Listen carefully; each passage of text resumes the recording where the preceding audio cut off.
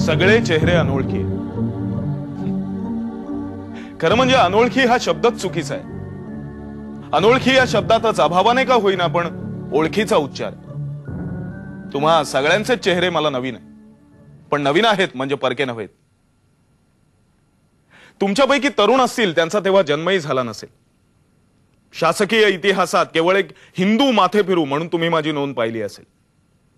तुमच्यापैकी मध्यमवयीन असतील त्यापैकी काही त्यावेळी चाललेल्या ब्राह्मणांच्या कत्तलीपासून जीव वाचू पाहणारे आपल्या आई वडिलांना कोण हा नथुराम, त्याच्यामुळे आमची घरं का जळतायत असं विचारत असतील. हा, पण अगदी म्हातारे म्हणजे जुनी खोडं असतील त्यांना मात्र मी आठवत असेल. वृत्तपत्रातून वाचलेला, आकाशवाणीवरून ऐकलेला मी. त्यापैकी काहींनी माझं आणि नाना आपटेंचं अग्रणी हे वृत्तपत्र वाचलं असेल, सभांमधली माझी भाषणं ऐकली असतील, कदाचित प्रत्यक्षात येऊन भेटलेही असतील. पण ती भेट आणि ही ओळख 30 जानेवारी 1948 नंतर मात्र त्यांनी सतत नाकारली असेल. पण ते आज असतील इथे. इतक्या म्हाताऱ्या माणसांना इथपर्यंत कोण घेऊन येणार? इतके म्हातारे, माझे समवयस्क. माझं वय काय आहे ठाऊक आहे तुम्हाला? 93 वर्ष. पटत नाही ना? तुम्ही म्हणाल खोटं बोलतोय, तरुण तर दिसतो. पण माझ्या चिरतारुण्याचं रहस्य आहे माझा मृत्यू, अवेळी झालेला. मृत्यू हे चिरतारुण्याचं वरदान आहे असं नाही वाटत तुम्हाला? नाही पटत. आपल्या जवळच्या एखाद्या मृत व्यक्तीची प्रतिमा आणा डोळ्यासमोर. 20-25 वर्षापूर्वी मृत झालेल्या एखाद्या सरुदाची प्रतिमा. तिच्या चेहऱ्यावर सुरकुत्या दिसतायत तुम्हाला? दात अजूनही शाबूत असतील, केस काळेभोर भुरभुर उडत असतील. आणि तुमचे केस नाही, डोक्यावरून हात फिरवू नका, हाताला कदाचित काहीच लागणार नाही. तर तो तरुण आहे कारण तो मृत आहे. वृद्धत्वाचा शाप हा जिवंत शरीराला असतो. मला चिरतारुण्याचा आशीर्वाद तात्याराव सावरकरांनी दिलाय. तात्याराव सावरकर, सूर्याची उबदार प्रखरता, वाऱ्याचा वेग, खडकानं हेवा करावा अशी कठोरता आणि साक्षात बृहस्पतीनं शिष्यत्व पत्करावं इतकी बुद्धीची प्रगल्भता या सर्वांनी धारण केलेला मानवी अवतार म्हणजे तात्याराव सावरकर. मला अजूनही आठवतो तो दिवस. अटकेत होतो मी. माझी चौकशी चालू होती आणि बादरायण संबंध नसतानाही केवळ छळ करण्याच्या उद्देशानं या भीष्माचार्याला अटक करून दिल्लीला आणलं. तात्यारावांना पाहता क्षणी मी उठलो, त्यांना नमस्कार केला. तात्याराव म्हणाले, चिरंजीव हो. मी म्हटलं, तात्याराव माफ करा पण तुमच्या या आज्ञेचं पालन माझ्याकडून होईल असं मला नाही वाटत. तात्याराव म्हणाले, वेळायस नथुराम, मी शतायुषी हो असं नाही म्हटलं, मी चिरंजीव हो असं म्हटलं आणि तू चिरंजीव झालायस नथुराम.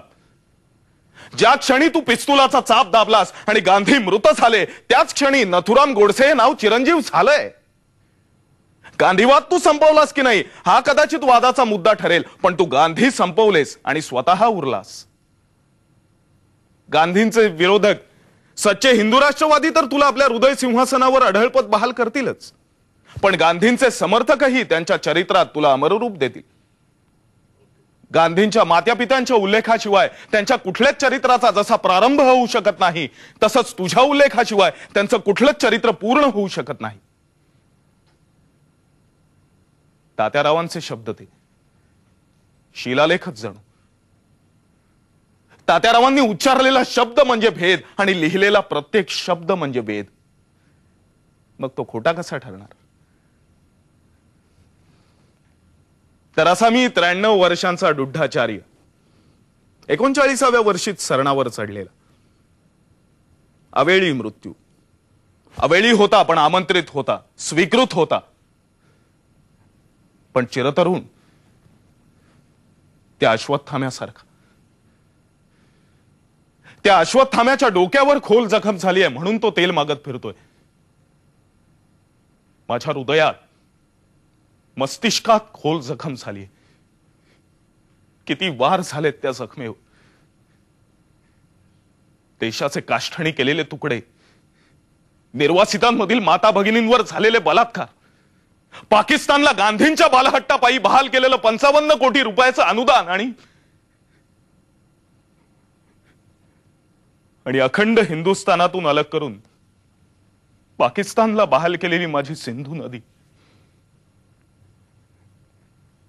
त्या अश्वत्थाम्याला अजूनही तेल हवंय, पण मला मात्र स्पर्श हवाय तो त्या पवित्र पाण्याचा. या स्पर्शाची वाट माझ्या अस्थी पाहत आहे. गेली 50 वर्ष माझ्या मृत्यूपत्रात लिहून ठेवलंय. माझ्या अस्थी पिढ्यानपिढ्या हस्तांतरित कराव्यात, पण अखंड सिंधू अखंड हिंदुस्थानात येईपर्यंत त्या विसर्जित करू नयेत. माझं मृत्यूपत्र वाचल्यानंतर तात्याराव म्हणाले, बा नथुराम, आधुनिक भारतातील दधीची आहेस तू. तुझ्या या अस्थींची शस्त्र होती. मी म्हटलं, तात्याराव माफ करा, पण कशाला इतक्या मोठ्या माणसाची उपमा देताय?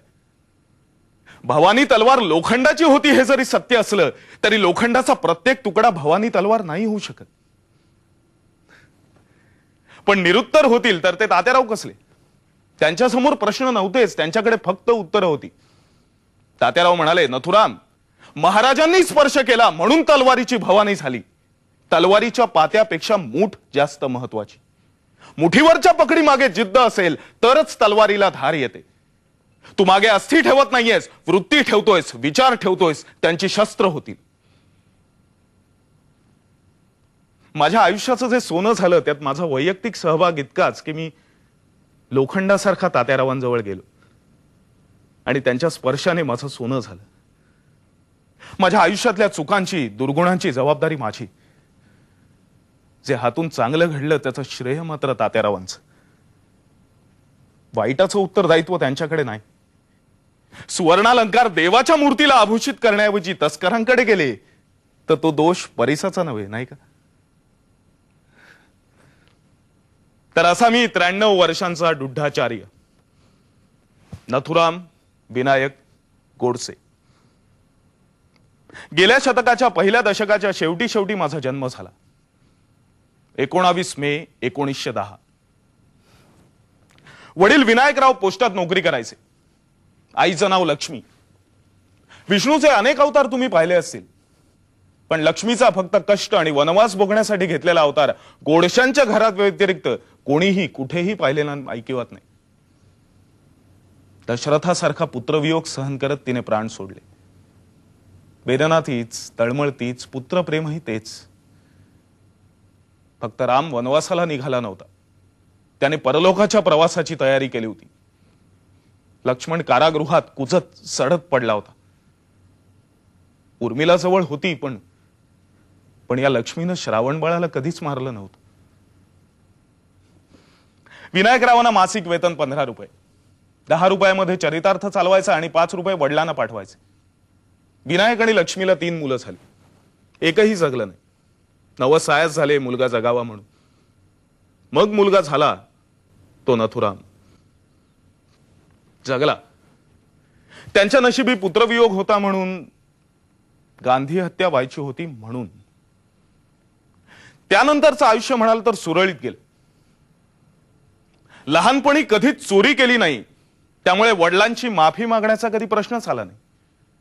ब्रह्मचर्य पालन करण्याची शपथ कधीच घेतली नाही, ब्रह्मचर्य पालन करतच होतो.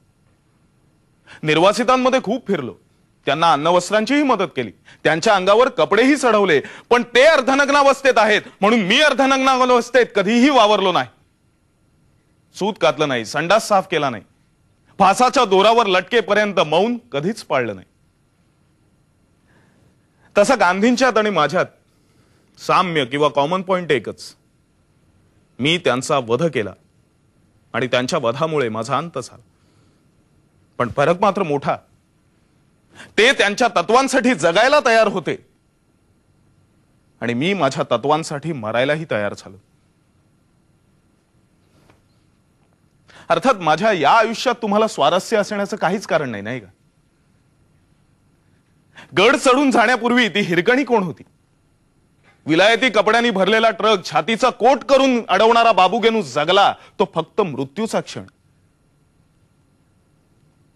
त्या अर्थानं नथुराम गोडसेचं खरं चरित्र सुरू होतं ते 30 जानेवारी 1948 पासून, गांधीवधानंतर.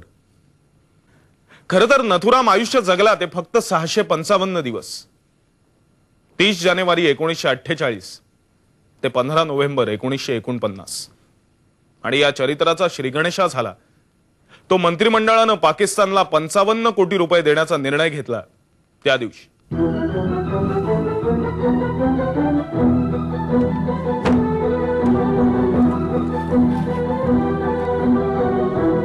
पंडित पंडित पंडित पंडित, तू अग्रलेख बदललास? हो, कारण आधी लिहिलेला अग्रलेख मला खोटा वाटायला लागला. खोटा अग्रलेख पंडित तू लिहिणार? लिहित होतो उद्याची संक्रांत तिळगुळ वाटून साजरी करू नका. काही वाटायचंच असेल तर बंदुकीच्या गोळ्या वाटा, शस्त्रास्त्र वाटा. गोड बोलू नका, गोड वागू नका. काही बोलायचंच असेल तर युद्ध घोषणा बोला, संक्रमण करा, शत्रूवर तुटून पडा. त्यात काय खोटं लिहित होतास तू? बदललेल्या अग्रलेखाचं शीर्षक नाही विचारलंस तू. काय? क्रियेवीण वाचाळता व्यर्थ आहे. वाह, मी लिहिलंय. उद्याच्या संक्रांतीला आपण दसरा साजरा करूया. शमीच्या वृक्षावरून शस्त्र आणून सीमोल्लंघन करूया. पंडित पंडित आपल्याला अटक होईल. मला नाही वाटत. अरे, अग्रणी हे आपलं हिंदू मुखपत्र. सरकार अजून हिंदूंनाच टीसभर महत्व द्यायला तयार नाही तर त्यांच्या मुखपत्राला काय देणार? आपल्या संयमाचा चुकीचा अर्थ लावला जात आहे. हिंदूंची होणारी कत्तल दुर्लक्षली जाते कारण आपण गप्प बसणार, सहन करणार हे गृहीतच धरलं जात आहे. शेक्सपियरचं एक वाक्य आहे ना, खावांना जर जिभा असत्या तर त्यांनी वेदना बोलून दाखवल्या असत्या. वाह, पण आपल्या घावाला जिभा नाहीत, फक्त अश्रू आहेत. आपल्या क्रोधाला अंगार नाही, फक्त क्षमाशीलता आहे. इतरांनी अत्याचार करायचे आणि आपण ते सहन करायचे, यात काही विशेषच मानलं जात नाही. तो सृष्टी नियमच मानला जातो. सरकार माझ्या विधानांची गंभीर दखल घेईल ते खटल्याच्या वेळी. खटला? कुठला खटला? गांधी हत्येचा. गांधींना थोपवण्याचा आता एकच मार्ग आहे, त्यांचा वध.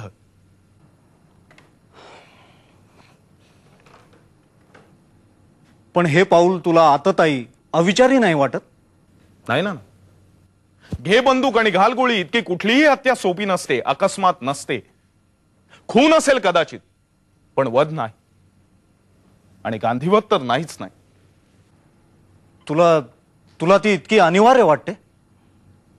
होय, अनिवार्य. आणि अधिक विलंब हानिकारक होईल असंही मला वाटतं. पण आपण इतिहासाच्या एका मोठ्या खंडाला धक्का लावतोय असं नाही वाटत तुला? खंड वगैरे अशा मोठ्या शब्दांबद्दल माझं दुमत असलं तरी इतिहासाच्या पानाला नक्कीच धक्का लावतो. पण हे पान जर आज उलटलं नाही, हे पान जर आज उलटलं नाही तर देशाच्या इतिहासाची बाकी पानं कोरीच राहतील नाना. पण पंडित, काळाची पानं उलटता येतात, काळाची पानं उलटता येतात, फाडून फेकता येत नाही. गांधींचं देशाच्या इतिहासातील स्थान कोणीही नाकारू शकत नाही, झेडकारू शकत नाही. नथुराम गोडसेही ते करू इच्छित नाही. त्यांचं पान तसंच राहणार, अगदी तसंच. पुन्हा कधीतरी झंझावाती वादळ येईल, पानांची उलथापालथ होईल आणि ते पान पुन्हा समोर उघडं होऊन पडेल. गांधींचं अहिंसेचं तत्व मी नाकारत नाही ना. जगाला हिंसेपेक्षा अहिंसाच जास्त आवश्यक आहे. पण गांधींची अहिंसा स्वसंरक्षण, स्वहित नाकारते. स्वसंरक्षण म्हणजे हिंसा नव्हे. स्वतःच्या अस्तित्व रक्षणासाठी धडपडणं याची व्याख्या हिंसा असं करणारी अहिंसाच म्हणजे एक प्रकारे स्वहिंसा नव्हे का? तू बोलतोयस ते सगळं पटतंय मला पंडित, पण पण तुला असं नाही का वाटत की तुझा हा निर्णय धाडसाचा आहे? धाडस करणं गुन्हा आहे, तरी पण हे कुणीतरी करायलाच हवं. आणि कुणीतरी करायला हवं म्हणून सगळेच वाट बघत बसले तर हे कदापि होणार नाही. आणि हे झालं नाही तर जे होणार आहे ते अयोग्य आहे.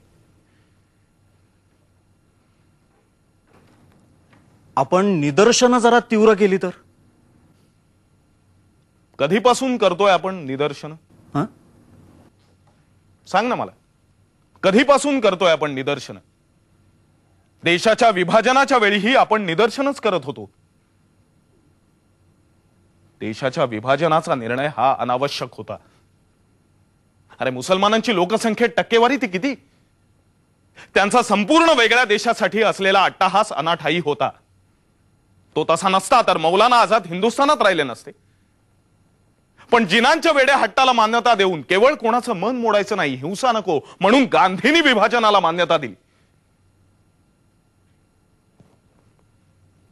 व्यक्ती देशापेक्षा कधीच मोठी नसते नाना. आणि गांधी व्यक्ती स्वतःला देशापेक्षा मोठी समजू लागली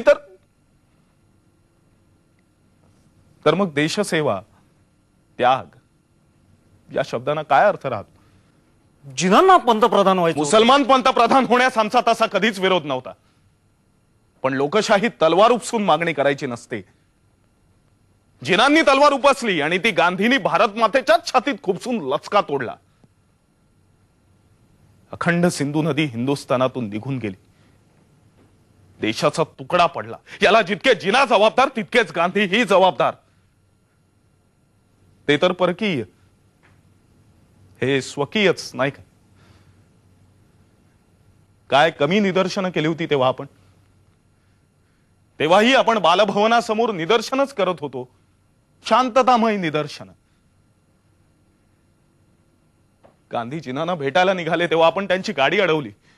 त्यांना सांगितलं नका जिनांशी तडजोड करू, नका देशाचा तुकडा मोडू. पण आपला हा राष्ट्रपिता आपल्या छातीवर पाय देऊन पाकिस्तानच्या निर्मितीसाठी सुईणीसारखा त्यांच्या मदतीला धावला. पंडित पंडित मंत्रिमंडळानं 55 कोटी द्यायला मान्यता दिली. मग मंत्रिमंडळ ही तितकंच दोषी नाहीये का? होय आहे ना, होय आहे ना. त्यांचं चुकलं इतकंच की ते गांधींच्या आमरण उपोषणाच्या धमकीपुढे नमले.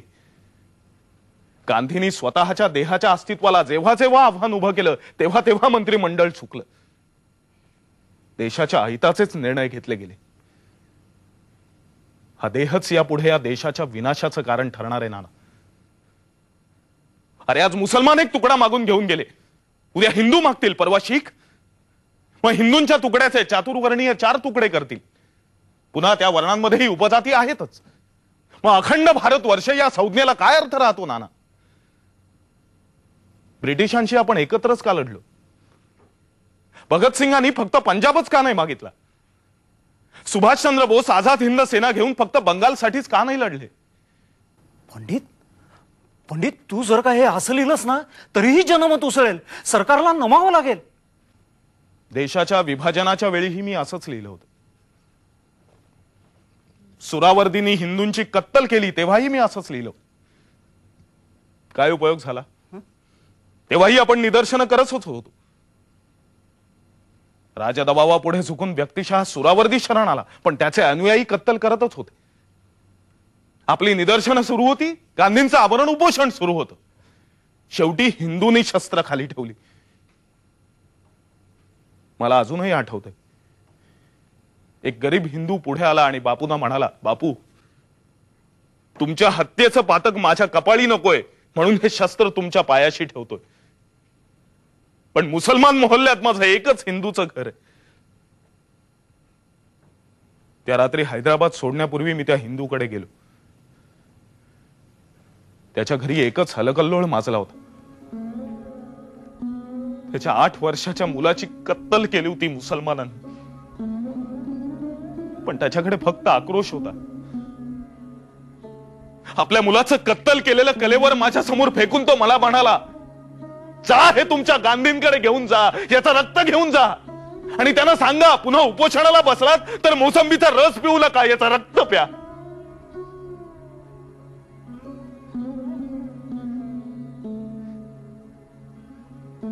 काहीच बोलू शकलो नाही, कारण गांधी माझेही राष्ट्रपिता होते. त्यांचा राष्ट्रपिता म्हणून मीही स्वीकार केला होता.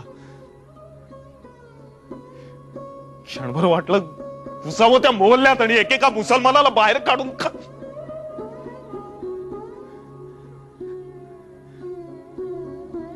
पण मग विचार केला, संहारच करायचा तर संरक्षण करताना. आता जर मी संहार केला तर मीही त्यांच्या इतकाच असंस्कृत ठरेल. पंडित, ते केव्हाच मोटारीत बसून निघून गेले होते आणि त्यांना सांगण्यातही काही अर्थ नव्हता. फार फार तर त्यांनी प्रार्थना केली असती, मारणाऱ्यांसाठी आणि मेलेल्यांसाठी, दोघांसाठी. पंडित, तरीही मला असं वाटतं की हा निर्णय घेण्यापूर्वी आपण एकदा तात्यारावांचा सल्ला नाही ना, घ्यावा. तात्यारावांना हे कळताही कामा नाही. ते नाही म्हणाले तरीही मी हे करणारच, पण ते हो म्हणाले तर ते हो म्हणायलाही मला नकोय. तात्यारावांचा यात सहभाग नको, सहभोगही नको. सतीचं वाण घेतलेल्याला अग्नीचं भय नसतं ना. पण तात्यारावांच्या कष्ट यत्नात आपल्या हातून चुकूनही एकही समिधा पडायला नको. नाना, तात्याराव एकदा म्हणाले होते, गांधी राजकीय संत असतील तर त्यांनी रामदास स्वामींचा आदर्श ठेवावा. गरज पडली तेव्हा रामदास सदैव शिवबाच्या मागे उभे होते, पण म्हणून स्वराज्य उभारणीत त्यांनी कधीही लुडबुड केली नाही. पंडित, तू जर का तुझ्या निर्णयावर निश्चल असशील तर मी तुला वचन देतो. मला तुझ्याकडून 2 वचनं हवी आहेत ना. दिली. कुठली नाही विचारलंस? सावलीनं देहाला कधीही विचारायचं नसतं कुठं चाललायस. सावलीनं फक्त बरोबर राहायचं असतं. मी चाललो तेव्हा तू बरोबर राहत होतास, आता तू चालतोयस.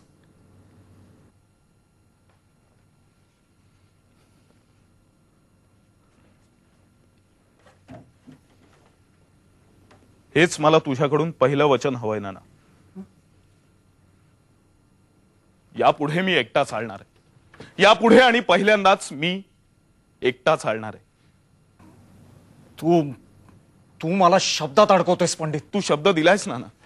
हे बघ, वध मी उघडपणे करणार आहे, कारण त्यामागे माझी कर्तव्य हीच भावना आहे. मी पळून जाणार नाही, स्वाधीन होणार, म्हणजे मला फाशी होणार. पंडित, एक वध एक फाशी, एकाच एक. एका वधासाठी मला दोघांना फाशी नकोय. आणि म्हणूनच वधाची कार्यवाही पुरी होईपर्यंत मला तुझा सहभाग, सहवास, सहचर्य नकोय. इतक्या वर्षांची साथ तुम्हाला सोडायला सांगतोयस पंडित? साथ सुटणार नाही ना. फासाच्या दोरावर लटकताना माझ्या डोळ्यासमोर माझी मातृभूमी, माझे माता पिता असतील, तशीच तुझीही मूर्ती असेल.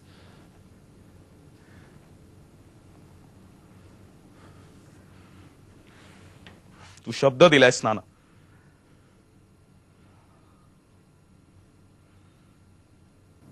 दुसरं वचन कुठलं? आज मी 2 अग्रलेख लिहिलेत. एका अग्रलेखावर तारीख लिहिली नाही, लिहिली नाही, कारण ती फक्त विधात्यालाच माहीत. गांधीवधाच्या दुसऱ्या दिवशी हा अग्रलेख अग्रणीत छापायचा. हे दुसरं वचन. दिलं.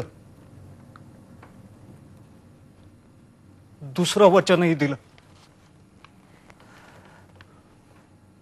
पहिलं वचन अपघातानं दिलं. दुसरं आवश्यक म्हणून. नाना,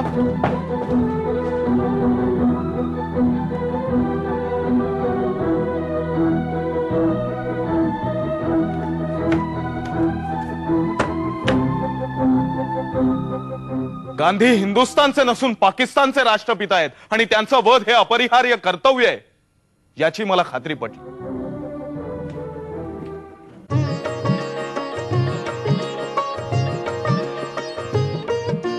बरसे बदरिया सावन की मन भाव. संत मीराबाईच्या मधुर रचना आणि सावनी शेंडेची सुरेल गायकी. फाउंटन प्रस्तुत बरसे बदरिया.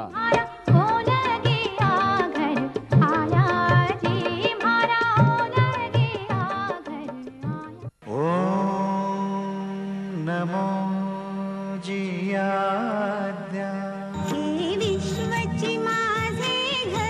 फाउंटन म्युझिक सादर करीत आहे प्रथमच संगीत माध्यमातून ज्ञानियांचा राजा अर्थात महाराष्ट्रातील भक्तांचं दैवत संगीत ज्ञानेश्वरी.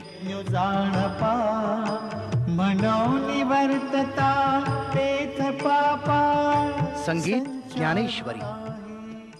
फाउंटन म्युझिक सादर करीत आहे नवरात्रीचं खास आकर्षण 22 नॉनस्टॉप पारंपरिक भोंडला गीत.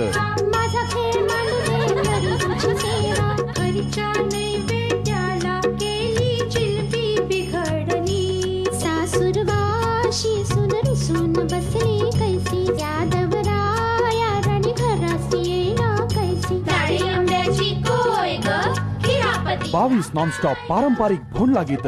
फाउंटन म्युझिक प्रस्तुती.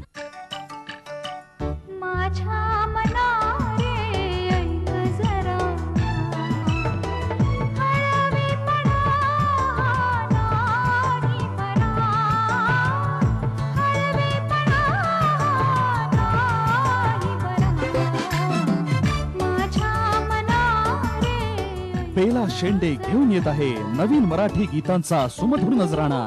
फाउंटन प्रस्तुत माझ्या मना. फाउंटन म्यूजिक पेश करते हैं साई रक्षा करो.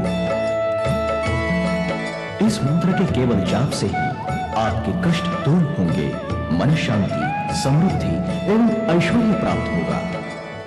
ओम सद्गुरु शिरडीश्वर साई रक्षा करो. ओम सद्गुरु परमेश्वर साई रक्षा करो. साई रक्षा करो कैसेट्स और सीडीज केवल फाउंटन म्यूजिक पर. पण बापूजींना मुळीच वेळ नाही. त्यांना प्रार्थनेला उशीर होईल. मला कल्पना आहे त्याची, पण काम तसंच महत्वाचं आहे म्हणून मी आलोय.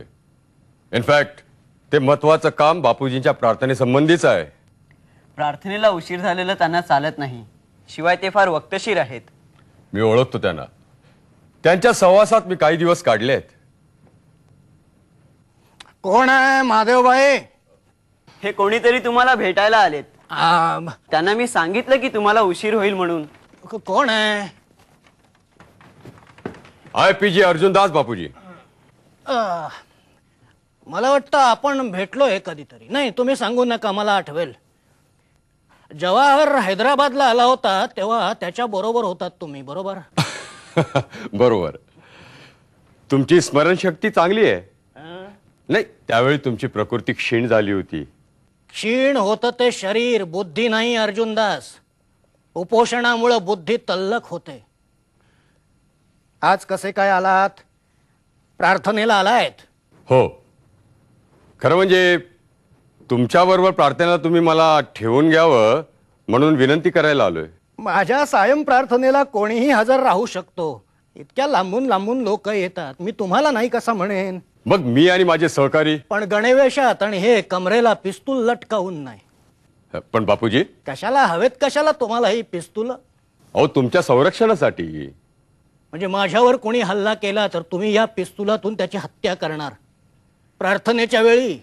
पण बापूजी तुमच्यावर कोणी हल्ला केला तर. चालेल, माझी हत्या झाली तर ते मला चालेल, पण माझ्यासाठी दुसऱ्या कोणाची हत्या झाली तर ते मला अजिबात चालणार नाही. पण बापूजी पंडितजींनी मला मुद्दामच पाठवलंय. मी त्यांचा बॉडीगार्ड आहे. Then what are you doing here? Go guard his body. Bapuji कृपया चेष्टेवारी नेऊ नका. बापूजी तुम्ही आम्हाला हव्यात, अजूनही आम्हाला तुमची गरज आहे. माझी कुणाला गरज असेल तर कोण कशाला मला मारेल. एखादा माते फिरू. पंडितजी मला म्हणाले, पंडितजींनी तुम्हाला खूप वेळा समजावून सांगितलं, वल्लभभाई पटेलांनी पण तुम्हाला समजावून सांगितलं, पण तुम्ही ऐकायलाच तयार नाहीये. आणि आज गुप्तहेर खात्याकडून ही फाईल आली. पंडितजी मला म्हणाले ही फाईलच दाखवून ये बापूजींना, म्हणजे त्यांना पटेल की आपल्याला पोलीस संरक्षणाची गरज आहे म्हणून. मला कुठल्याही संरक्षणाची गरज नाही. पण बापूजी आपण एकदा ही फाईल तरी पहा, म्हणजे आपल्या लक्षात येईल. ठीक आहे, माझ्याकडे फक्त 5 मिनिटं वेळ आहे. बाहेर माणसं जमलेत प्रार्थनेला. बापूजी तुम्हाला कसं समजावून सांगू. अहो त्या बाहेर बसलेल्या माणसामध्ये सुद्धा एखादा मारेकरी लपून बसला असेल. बापूजी प्रार्थनेला माणूस येतो, तो किमान भक्त तरी असावा इतकंच तुमचं मत आहे ना. पण एखादा चोर दरोडेखोर जर. अर्जुनदास, प्रार्थनेला येणारा प्रत्येक जण हा भक्तच असतो. 20 जानेवारी रोजी इथे बॉम्बस्फोट घडवणारे भक्त नव्हते, ते मारेकरीच होते ना. गुप्तहेर खात्याने त्यांना बोलतं केलंय. तो मदनलाल आणि त्याचा गडी शंकर किस्तया हे हिंदू महासभेचे कार्यकर्तेच आहेत. बापूजी तो घडलेला बॉम्बस्फोट हा अपघात नव्हता, तो घातपात होता. तुमचा खून करण्याचा कट घडवण्याचा तो एक प्रयत्न होता. हिंदू महासभा आणि मुस्लिम लीग या दोन्हीतही मी फरक करत नाही. पण ते फरक समजतात. बापूजी मी तुम्हाला कसं समजावू. बंदुकीची गोळी मित्र आणि शत्रू यात फरक ओळखत नाहीत. पण पिस्तुलाचा चाप दाबणारे तर ओळखतात. बापूजी निर्वासित चिडले आहेत. त्यांच्यावर होणाऱ्या कत्तलीला, अत्याचाराला ते तुम्हाला जबाबदार ठरवतायत. देशाची फाळणी तुमच्यामुळे झाली अशी हिंदू महासभा म्हणते. त्यातच काही मोजकी लोक तुमच्या खुनाच्या कटाचा प्रयत्न करतायत. बापूजी प्रार्थनेला तुम्ही लोकांमध्ये असं फिरणं, संरक्षणाशिवाय वावरणं फार धोक्याचं आहे. बापूजी एक तर तुम्ही संरक्षणासाठी मान्यता द्या, नाहीतर काही दिवस ही सायंकाळची प्रार्थना तुम्ही बंद करा. प्रार्थना बंद करू? अर्जुनदास, तुम्ही प्रेमापोटी बोलताय म्हणून मी गप्प बसतोय, पण माझी सायं प्रार्थना मी आजपर्यंत कधीही बंद केलेली नाही. इंग्रजांच्या कारावासात असताना, स्थानबद्धतेत असताना सुद्धा मी सायं प्रार्थना नेहमीच करत आलोय. माझी कस्तुरबा गेली त्या दिवशीची गोष्ट. प्रार्थनेची वेळ होताच मी उठलो. बानी मला अडवलं म्हणून थांबलो, पण त्यांच्या प्राणांची ज्योत मालवल्यानंतर आधी उठून प्रार्थना केली, मग शोक. नेम पाळायचा असेल तरच धरावा माणसाने अर्जुनदास. आणि आज केवळ माझ्या प्राणांसाठी मी आज सायं प्रार्थना बंद करू? नाही, ते शक्य नाही. पण बापूजी तुमचे प्राण आम्हाला सगळ्यांनाच हवे आहेत.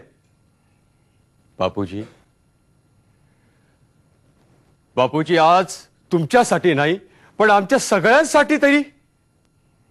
त्या दिवशी तुम्ही कस्तुरबाजीसाठी काही वेळ थांबलात. आज तुम्ही आमच्या सगळ्यांसाठी काही दिवस थांबावं. हवं तर तुम्ही इथे प्रार्थना करा. तुम्ही, महादेवबाई, पंडित, आवा, आपण सगळे मिळून इकडे प्रार्थना घेऊ. आणि बाहेर जमलेल्या या सगळ्या माणसांचं काय? त्यांच्यात कदाचित कोणी एक मारेकरी असेलही, पण त्या एका मारेकऱ्यामुळे, या एका गांधीसाठी मी बाकीच्यांना निराश करून परत पाठवू? नाही, ते शक्य नाही. पण बापूजी जवाहर बालिश आहे, आणि तुम्ही सुद्धा अर्जुनदास. तुमचा विश्वास आहे तो तुमच्या कमरेला लटकलेल्या या पिस्तुलावर. माझ्या मारेकऱ्याचाही विश्वास आहे तो त्याच्या हातातल्या शस्त्रावर. तुमच्या या पिस्तुलांच्या लढाईत मला सहभागी व्हायचं नाही. तुमच्या शस्त्रापेक्षा माझा निशस्त्र विश्वास मला अधिक महत्वाचा वाटतो. पण शस्त्र लहान असलं तरी ते खूप मोठं नुकसान करतं. हा गैरसमज आहे तुमच्यासारख्या शस्त्र बाळगणाऱ्या माणसांचा. जवाहर तेव्हा कुठं होता माझं संरक्षण करायला? दक्षिण आफ्रिकेत मी एकटा होतो, लाठ्या खाल्ल्या, मी निशस्त्र होतो, माझ्याकडे फक्त विश्वास होता आणि मी विजयी झालो. पण बापूजी, मी लाट्यांबद्दल बोलत नाहीये, गोळ्यांबद्दल बोलतोय. मी अहिंसेबद्दल बोलतोय, अहिंसा नावाच्या प्रभावी शस्त्राबद्दल बोलतोय. बापूजी, हा काही दिवसांचाच प्रश्न आहे. हा तत्वांचा प्रश्न आहे अर्जुनदास. मी अमर नाही, केव्हा ना केव्हा मरणारच आहे. माझ्या मरण्यामुळे जर ही बाहेरचा हिंसाचार थांबणार असेल, ही जाळपोळ थांबणार असेल, माझ्या रक्तानं जर त्यांची तहान भागणार असेल, तर माझं हे रक्तही मी त्यांना द्यायला तयार आहे. बापूजी, मी राम आणि रहीम, कृष्ण आणि करीम या दोघात कधीच अंतर समजलं नाही. मी हिंदू आहे याचा जसा मला अत्यानंद होत नाही, तसंच मी मुसलमान नाही याचा विषादही कधी वाटला नाही. मी आहे आणि मी माझ्या तत्वांशी प्रामाणिक आहे. आज जरी माझा मारेकरी माझी वाट पाहत बाहेर उभा असेल, तरी या दोन्ही हातांनी मी त्याला सामोरा जायला तयार आहे. बापूजी, तो फक्त गांधीला संपवेल, गांधीवादाला नाही. बापूजी, ओ, प्रार्थनेला उशीर होतोय, चला निघूया. चला.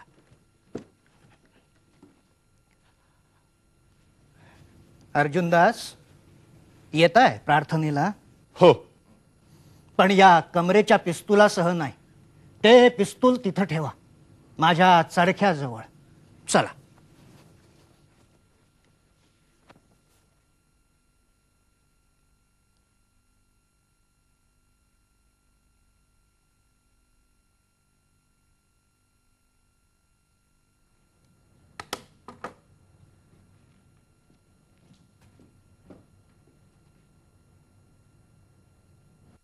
संध्याकाळी 5च्या पूर्वी 10-1 मिनिटं मी बिर्ला भवनाच्या दाराशी गेलो. दारावरील पहारेकरी प्रार्थनेला जाणाऱ्यांचं निरीक्षण करत होते. त्यांचं मला सर्वात अधिक भय होतं. म्हणून 4-5 लोक जात होते, त्यांच्यातलंच मी एक आहे असं समजलं जावं, ही दक्षता घेऊन आत गेलो. 5 वाजल्यावर 10-1 मिनिटं होऊन गेली होती. गांधी आणि त्यांच्या जवळचे लोक खोलीच्या परिसरातून प्रार्थनास्थळाकडे निघू लागल्याचं मला दिसलं. ते जिथून अंगणाच्या पायऱ्या चढतील त्या ठिकाणच्या आसपास लोकांच्या आवरणात मी उभा राहिलो. गांधी पायऱ्या चढून 5-6 पावलं पुढे आले होते. गांधींच्या भोवताली लोक असले तरी मला हवी असलेली मोकळीक मला मिळतेय एवढं मी बघितलं होतं. मला आणखी 3 सेकंदाचा वेळ हवा होता. 2 पावलं पुढे सरकून गांधींच्या पुढ्यात जाणं, शस्त्र बाहेर काढणं आणि गांधींनी आपल्या जीवनात जी म्हणून उपयुक्त देशसेवा केली, त्याग केला, त्यासाठी त्यांना वंदन करणं. त्या 2 मुलीतली एक गांधींच्या जवळ होती. तिला दुखापत होईल अशी मला भीती वाटली. त्यावरील उपाय मनात योजून मी पुढे सरलो. गांधींना नमस्ते या शब्दात वंदन केलं. 1 पाऊल पुढे सरलं आणि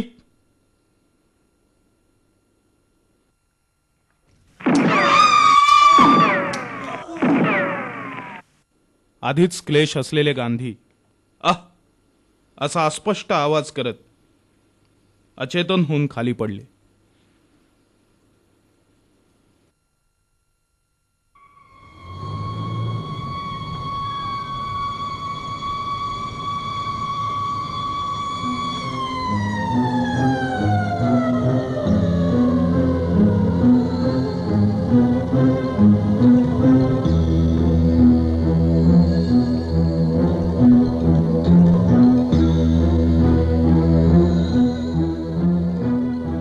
माय गॉड, खुनी आयडेंटिफाय झालाय. तो हिंदू असेल तर हिंदूंची कत्तल आणि मुसलमान असेल तर मुसलमानांची कत्तल. Sawant. Yes sir. Vigilance staff immediately पाठवा. सगळे मोहल्ले सील करा. I don't want any nonsense in my beat. Yes sir.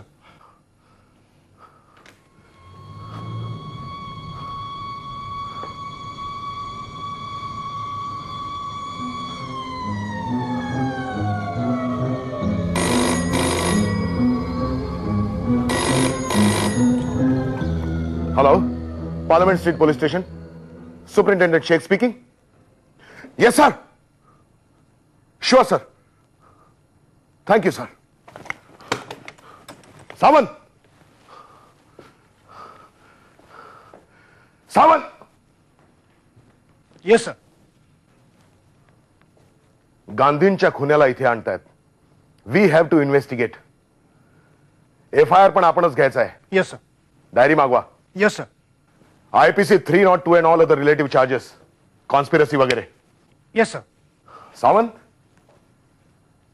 तुम्ही खुन्याचं नाव नाही विचारलं. इन्स्ट्रक्शन देताना मला मध्ये इंटरप्ट करायला आवडत नाही सर. खुनी पुण्याचा आहे. हिंदू महासभेचा सक्रिय कार्यकर्ता Nathuram Godse. Oh. Sawant, you should be ashamed. का सर? गांधींचा खून एका हिंदूनं केलाय. माफ करा सर, पण नथुराम गोडसे हिंदू आहेत याची एक हिंदू म्हणून मला अजिबात शरम वाटत नाही. तुम्ही त्याला ओळखता? ओळखतो, पण परिचय नाही. सभांमधली त्यांची भाषणं ऐकलेली आहेत, त्यांचं लिखाणही वाचलेलं आहे. 1-2 वेळा भेटलोही आहे. कधी? 8 दिवसांपूर्वी बिर्ला भवनवर मी बंदोबस्ताला होतो तेव्हा एक गट गांधी विरोधी निदर्शनं करत होता. नथुराम त्यांचं नेतृत्व करत होते. माणूस बॅलन्स्ड वाटला. आरडाओरडा नाही, आक्रोश नाही. व्यासपीठावर जसं बोलत होता तसंच नंतरही बोलत होता. सहसा असं आढळत नाही सर. सो यू अप्रिशिएट हिम? व्यक्ती म्हणून अर्थातच. आणि खुनी म्हणून? माफ करा सर, मी विषय टाळत होतो, पण बोलायला हवं तेही आत्ताच. तुम्ही या गुन्ह्याच्या तपासासाठी माझ्याऐवजी दुसरा पोलीस ऑफिसर घ्या सर. सावंत! आणि सर, मीच तुमच्याबरोबर तपास करावा असा तुमचा आग्रह असेल तर during the course of investigation please तुमच्या किंवा माझ्या धर्माचा उल्लेख करू नका. मी नथुरामच्या धर्माचा उल्लेख केला. पण नथुराम माझ्या धर्माचा आहे, तो हिंदू आहे सर. सर, तुम्ही मुसलमान आहात याचा जसा मला तिरस्कार वाटत नाही तसंच गोडसे हिंदू आहेत याची मला शरमही वाटत नाही. Look mister Sawant. पण सर, ही माझी वैयक्तिक मतं झाली.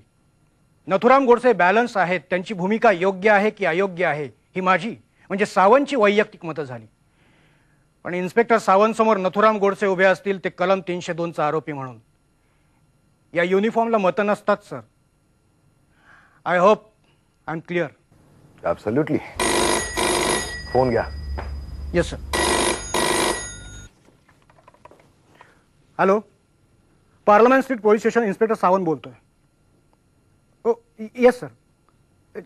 Just a minute sir. Sir, Devidas Gandhi फोनवर आहेत. Son of Gandhiji son? Yes sir. काय हवंय त्यांना? त्यांना तुमच्याशीच बोलायचं आहे. Hello, superintendent Shaikh speaking sir. Sir, kindly accept my condolences. नाही, नुसते शब्द म्हणून वापरत नाहीये, पण संपूर्ण देशाचंच नुकसान झालंय. व्हॉट? का? आय मीन कशासाठी? No no, I got no objection sir. पण त्यामुळे काय साधणार आहे? उलट तुम्हालाच त्रास होईल. नो नो नो, मी तुम्हाला अडवू इच्छित नाही sir. Right sir. Thank you. Shut. त्यांना नथुरामला भेटायचं आहे. कशासाठी? मला माहित नाही. मला खरंच माहित नाही. पण मी जर त्यांना परवानगी नाकारली असती तर होम डिपार्टमेंट कडून त्यांनी ती घेतली असती. But sir, Nathuram is our responsibility. भावनेच्या भरात त्यांनी नो नो नो, मला नाही वाटत असं काय होईल म्हणून. तुम्ही डायरी मागवा. Yes sir.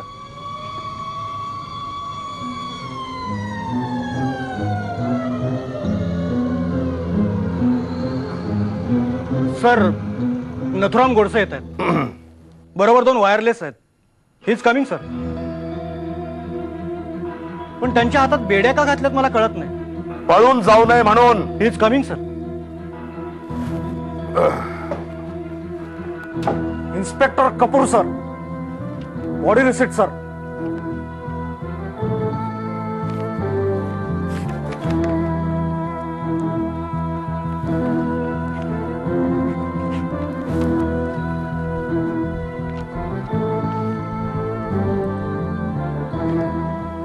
Nathuram Godse sir.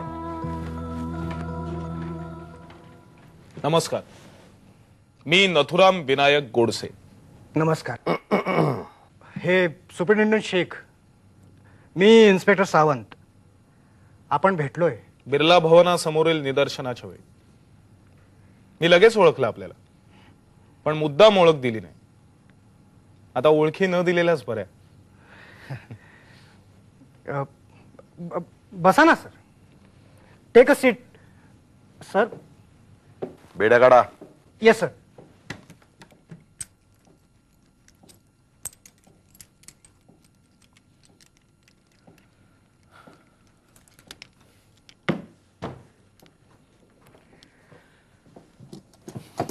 धन्यवाद. सुरुवात करूया. कशाला? मला औपचारिक अटक आपण करणार आहात असं सांगण्यात आलंय. मगाशी त्या अधिकाऱ्याने एक चांगला शब्द वापरला, बॉडी रिसिट. नथुराम गोडसेची नोंद शासकीय. शासकीय नोंद एकदा बॉडी म्हणून झाली की माझी जबाबदारी संपली, तुमची सुरू होते. चला एकदा जबाबदारीतून मोकळं करून टाकावं. सर आपण की त्यांनाच करावी लागेल. He is a senior inspector.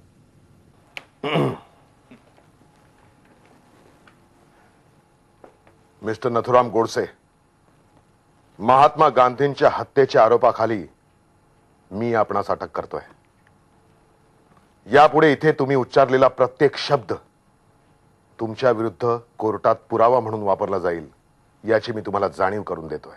आत्ताच? काय? नंतर नाही चालणार? काय नाही म्हणजे आत्ताच बोललं पाहिजे का? नंतर बोललं तर नाही चालणार?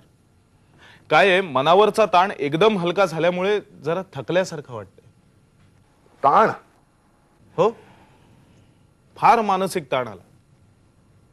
पिस्तुलाचा चाप दाबायचा, गांधींचा वध करायचा आणि माणसांनी मला पकडायचं, इतकी सोपी सरळ कल्पना होती माझी. पण वध आणि अटक यात इतकं अंतर असेल याची कल्पनाच नव्हती मला. कोणी पुढे यायला झधेच ना. गांधींचे सगळे कैवारी जीवाच्या भीतीनं 10 पावलं मागे सरकले. माणसांचं गोल रिंगण आणि मध्ये आम्ही दोघच, मी आणि एकाकी पडलेले गांधी. कीवाली मला तेव्हा खूप, आणि थोडंसं हसू. मला गारुडाच्या खेळाची आठवण झाली. एकाचा खेळ संपला होता आणि दुसऱ्याचा खेळ संपण्यासाठी सुरू झाला होता. So you admit? काय? तू गांधींना मारलंस? मी अभिमानानं सांगू इच्छितो, मी गांधींचा वध केला. सर तुमच्या कपाळाला जखम झाले. हा, नंतर लोकांनी थोडीफार मारहाण केली. मला वाटतं कुणीतरी पाठीमागून काठी मारली. गांधी रक्ताच्या थारोळ्यात पडले होते. माझ्या कपाळावरून ओघळणाऱ्या रक्ताचा थेंब त्या रक्तात पडला. बरं वाटलं त्यांनी देशासाठी जो काही त्याग केला, चांगलं केलं, त्यासाठी माझ्या रक्ताने मी आदरांजलीच वाहिली. डॉक्टरनं बोलवू का? नाही, नको. प्रथमोपचार झालेत, जरा झोप काढावी असं म्हणतो. काय थकवा आलाय खूप, त्यामुळे उद्या सकाळी. No no no no mister Godse. नाही, तुमचंही बरोबर आहे. गृहमंत्र्यांना उद्या लोकसभेत निवेदन द्यायचं असेल, त्यासाठी त्यांना तुमचा रिपोर्ट हवा असेल. पंतप्रधानही वाट पाहत असतील. घ्या, लिहून घ्या. मी नथुराम. वेट. क्लार्कला पाठवा. Yes sir.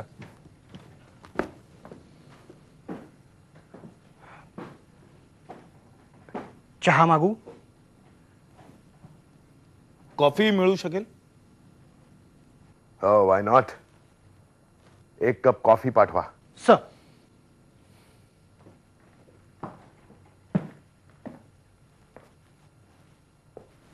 का?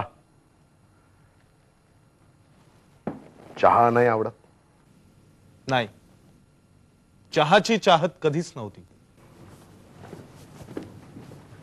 सर. सुरुवात करूया. मी नथुराम विनायक गोडसे पूर्ण शुद्धीत आणि राजी खुशीने आज रोजी, आजची तारीख घ्या प्लीज,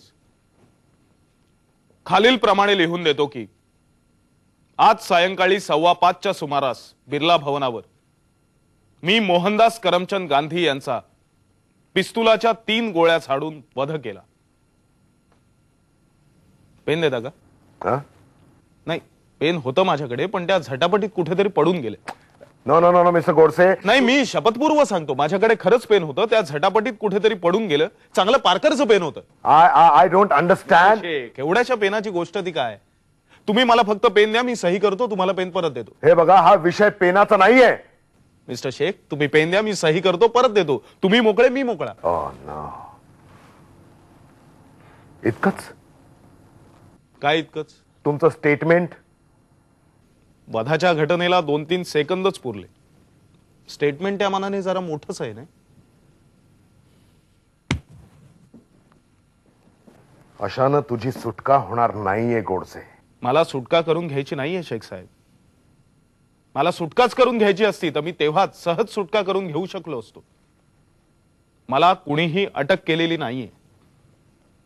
मी स्वतःहून स्वाधीन झालोय. पण गांधींसारख्या माणसाच्या खुनाचं स्टेटमेंट. मी गांधींचा खून केलेला नाही. कमॉन, आताच तुम्ही कबूल केलं. एवढ्या माणसांच्या समोर भर दिवसा तुम्ही गांधींचा गोळ्या घालून खून केलात. मी खून केलेला नाही. Come on, look at him, look at him. तुम्ही माझ्या समोर, इन्स्पेक्टर सावंतांच्या समोर, या क्लार्क समोर आता कबूल केलं की तुम्ही गांधींचा खून केलात म्हणून. खून केलात असं निवेदन मी दिलेलं नाही शेख साहेब. हवं तर निवेदन पुन्हा ऐका. मी गांधींचा वध केला. कमॉन कमॉन, काय फरक आहे दोन्हीत? दोन्हीचा अर्थ एकच. अर्थ एकच नाही, परिणाम एक असेल. हत्या हा गुन्हा आहे आणि वध हे कर्तव्य. तुम्ही म्हणाल शिवाजी महाराजांनी अफजल खानाचा खून केला, पण नाही मिस्टर शेख, महाराजांनी खानाचा वध केला. मराठी व्याकरणावर तुझ्याशी चर्चा करायची माझी इच्छा नाहीये. माझी नाही, फक्त तुम्ही चुकीचे शब्द वापरू नका. Okay, all right all right, okay okay okay, come on. तू गांधींचा वध केलास. धन्यवाद. कशाबद्दल? गांधीवध हे कर्तव्य होतं याची प्रत्यक्ष कबुली दिल्याबद्दल. नाही नाही नाही, मी कसलीही कबुली दिलेली नाही. अँड लुक, मी तुझं स्टेटमेंट घेतोय गोडसे, तू माझं स्टेटमेंट घेत नाहीयेस. सर, गांधीवध हे कर्तव्य. Shut up you, don't take those bloody notes. Come on, मी बोलेन तुला परत. चल देख, ते पेपर पडला बघ.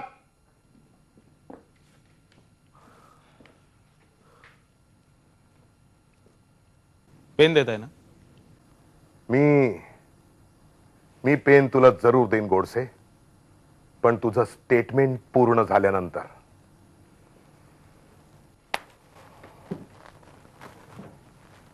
तुझ्या बरोबर कोण कोण होतं? खूप माणसं होती. प्रार्थनेकरता आली होती. प्रार्थनेकरता जमलेल्या माणसांचं विचारत नाहीये मी. तिथे तुझ्या बरोबर कोण कोण होतं? कशासाठी? गांधींचा खून, आय मीन वध, किलिंग, हत्या, मर्डर, व्हॉट्सएव्हर यू वॉन्ट टू से, ते करण्यासाठी. कशाला? माणसांची गरजच काय? पिस्तुलाचा चाप दाबायला एका माणसाचं, आणि तेही एकच बोट पुरतं.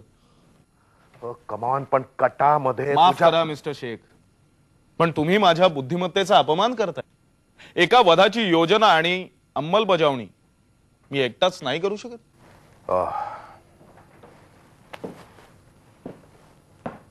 पिस्तूल कुठून मिळवलंस?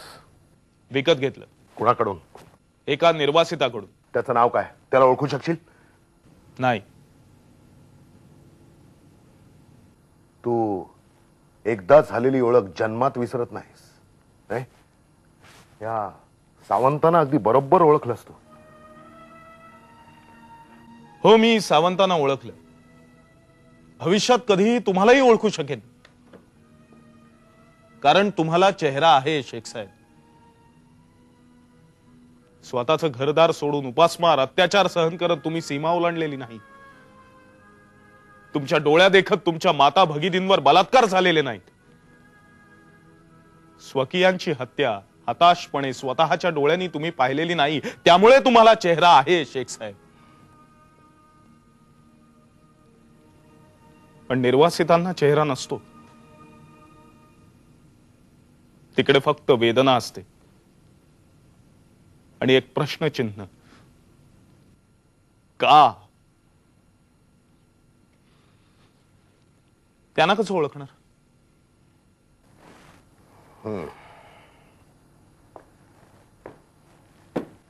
सावरकरांना ओळखतोस?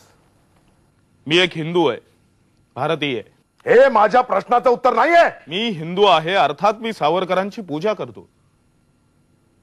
पण मिस्टर शेख, मला वाटतं तुम्ही काही काळ थांबलात तर बरं होईल. मुंबई गुप्तचर विभागाकडे हिंदू ब्रँचला माझ्या संबंधीची एक स्वतंत्र फाईल आहे. त्यात माझ्या संबंधीची ही जुजबी स्वरूपाची माहिती आहे. ती फाईल आपल्या हातात उद्या सकाळपर्यंत येईलच. तुझ्या अग्रणीय वृत्तपत्रावर सावरकरांचा फोटो असतो. मला वाटतं ही माहिती दिल्लीच्या फाईलमध्येही आहे. याचा अर्थ सावरकरांची तुला फूस होती. केसरीवर टिळकांचा फोटो अजूनही छापतात, म्हणून त्यातल्या लेखांबद्दल तुम्ही टिळकांना जबाबदार धरणार की काय? स्वर्गात जाऊन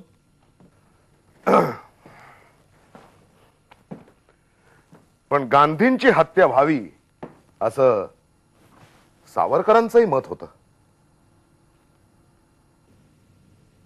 नाही, काही कल्पना नाही. म्हणजे त्या विषयावर कधी चर्चा झाली नव्हती आमची. अर्थात तुम्ही त्यांना स्वतः विचारू शकता. ते अतिशय सत्य आणि स्पष्ट बोलतात. Oh, I see. That's a good idea. Sawant, yes sir. Get me Bombay police. Sir. सावरकरांना ताब्यात घ्यायला सांगा.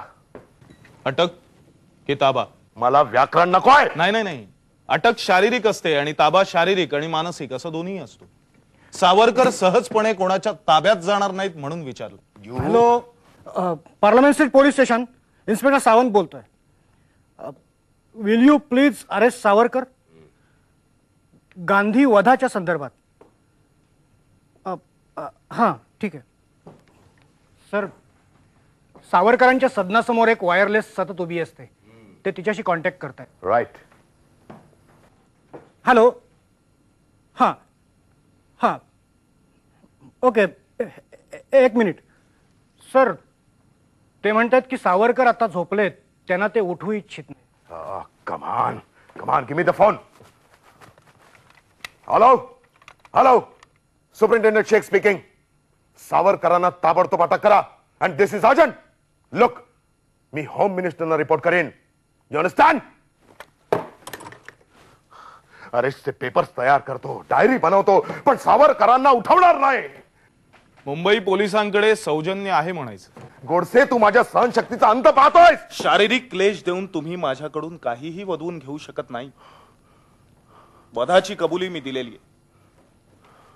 त्यामागची माझी भूमिका मी न्यायालयातच मांडेन. याउपर तुमची रात्रभर जागायची तयारी असेल तर माझी काहीच हरकत नाही. Damn it. सुपरिटेंडंट शेख. यो.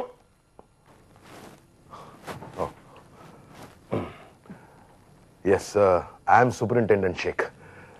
हे इन्स्पेक्टर सावंत आणि हा मी नथुराम गोडसे. आपण देविदास गांधी ना, गांधींचे सुपुत्र? होय. आपली मागे भेट झाली होती प्रेस कॉन्फरन्सला.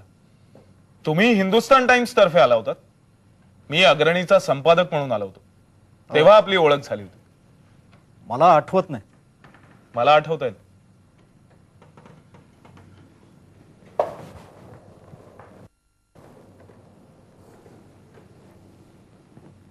तुमच्या कुटुंबियांचं माझ्याकडून जे वैयक्तिक नुकसान झालंय त्याबद्दल खरंच मला खेद वाटतो.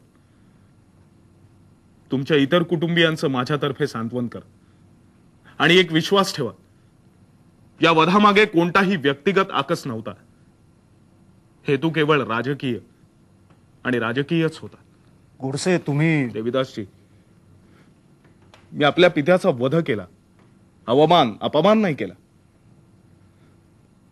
त्यांनी देशासाठी केलेल्या त्यागाबद्दल, देशसेवेबद्दल त्यांना वंदन केलं.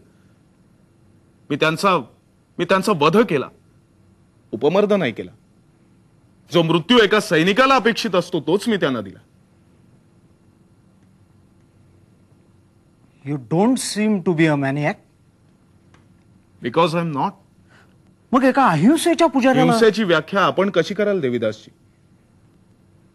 स्वसंरक्षण, स्वहित यासाठी केलेल्या हत्येला आपण जर हिंसा म्हणणार असाल तर समरांगणावर सैनिकांनी काय करायचं? बंदुकीच्या गोळ्यांचा जवाब गुलाबाच्या फुलांनी द्यायचा का?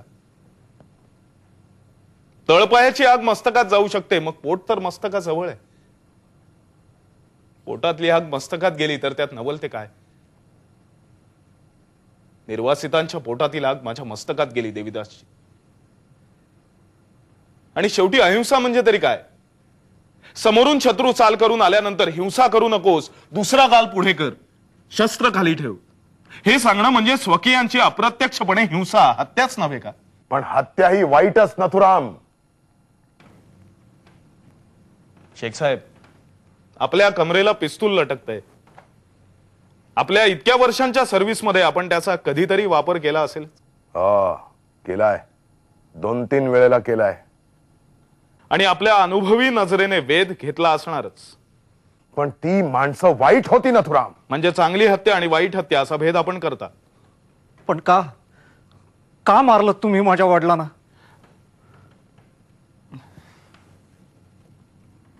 ही चर्चा करण्याची ही वेळ नव्हे. आज तुमच्या कुटुंबियांना तुमच्या सहवासाची जास्त गरज आहे. तुम्ही असलात तर त्यांचं दुःख थोडं हलकं होईल. मला काही आजच फाशी देत नाहीये, त्याला अजून बराच काळ जाईल. आपण नंतरही भेटू शकू, मग चर्चा करू शकू. पण प्लीज आत्ता निघा.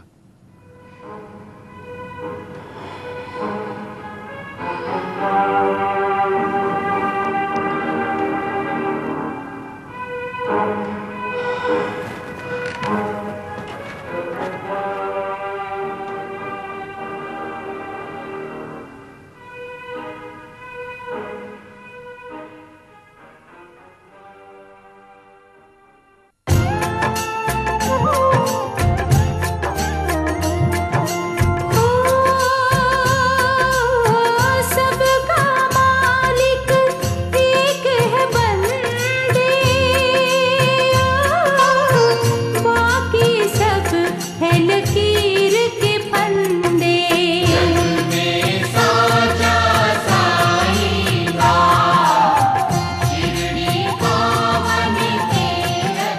फाउंटन म्युझिकनं तुमच्यासाठी आणलं आहे राष्ट्रपती पारितोषिक विजेतं ब्युटिफुल धमाल वगनाट्य गाढवाचं लग्न. धमाकेदार नाटकाच्या 2 VCDचा संच फक्त 150 रुपयात. फाउंटन म्युझिकवर गाढवाचं लग्न. फाउंटन म्युझिक सादर करीत आहे एक संगीतमय, नृत्यमय, मोहक मुक्तनाट्य कथा अकलेच्या कांद्याची. 2 VCDचा संच फक्त 150 रुपयात. फाउंटन म्युझिकवर कथा अकलेच्या कांद्याची.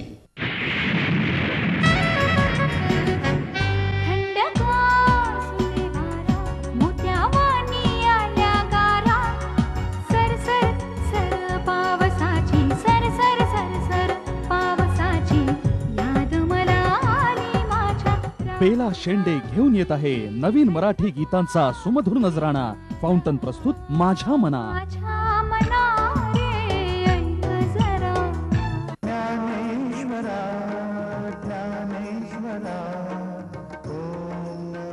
पंढरी रायाचा अखंड नामघोष करणाऱ्या विठ्ठल भक्तांसाठी सुरेश वाडकर यांच्या भावपूर्ण स्वरात पारंपरिक महामंत्राचा अखंड जप. जय जय राम कृष्ण हरी. फाउंटन म्युझिकची प्रस्तुती.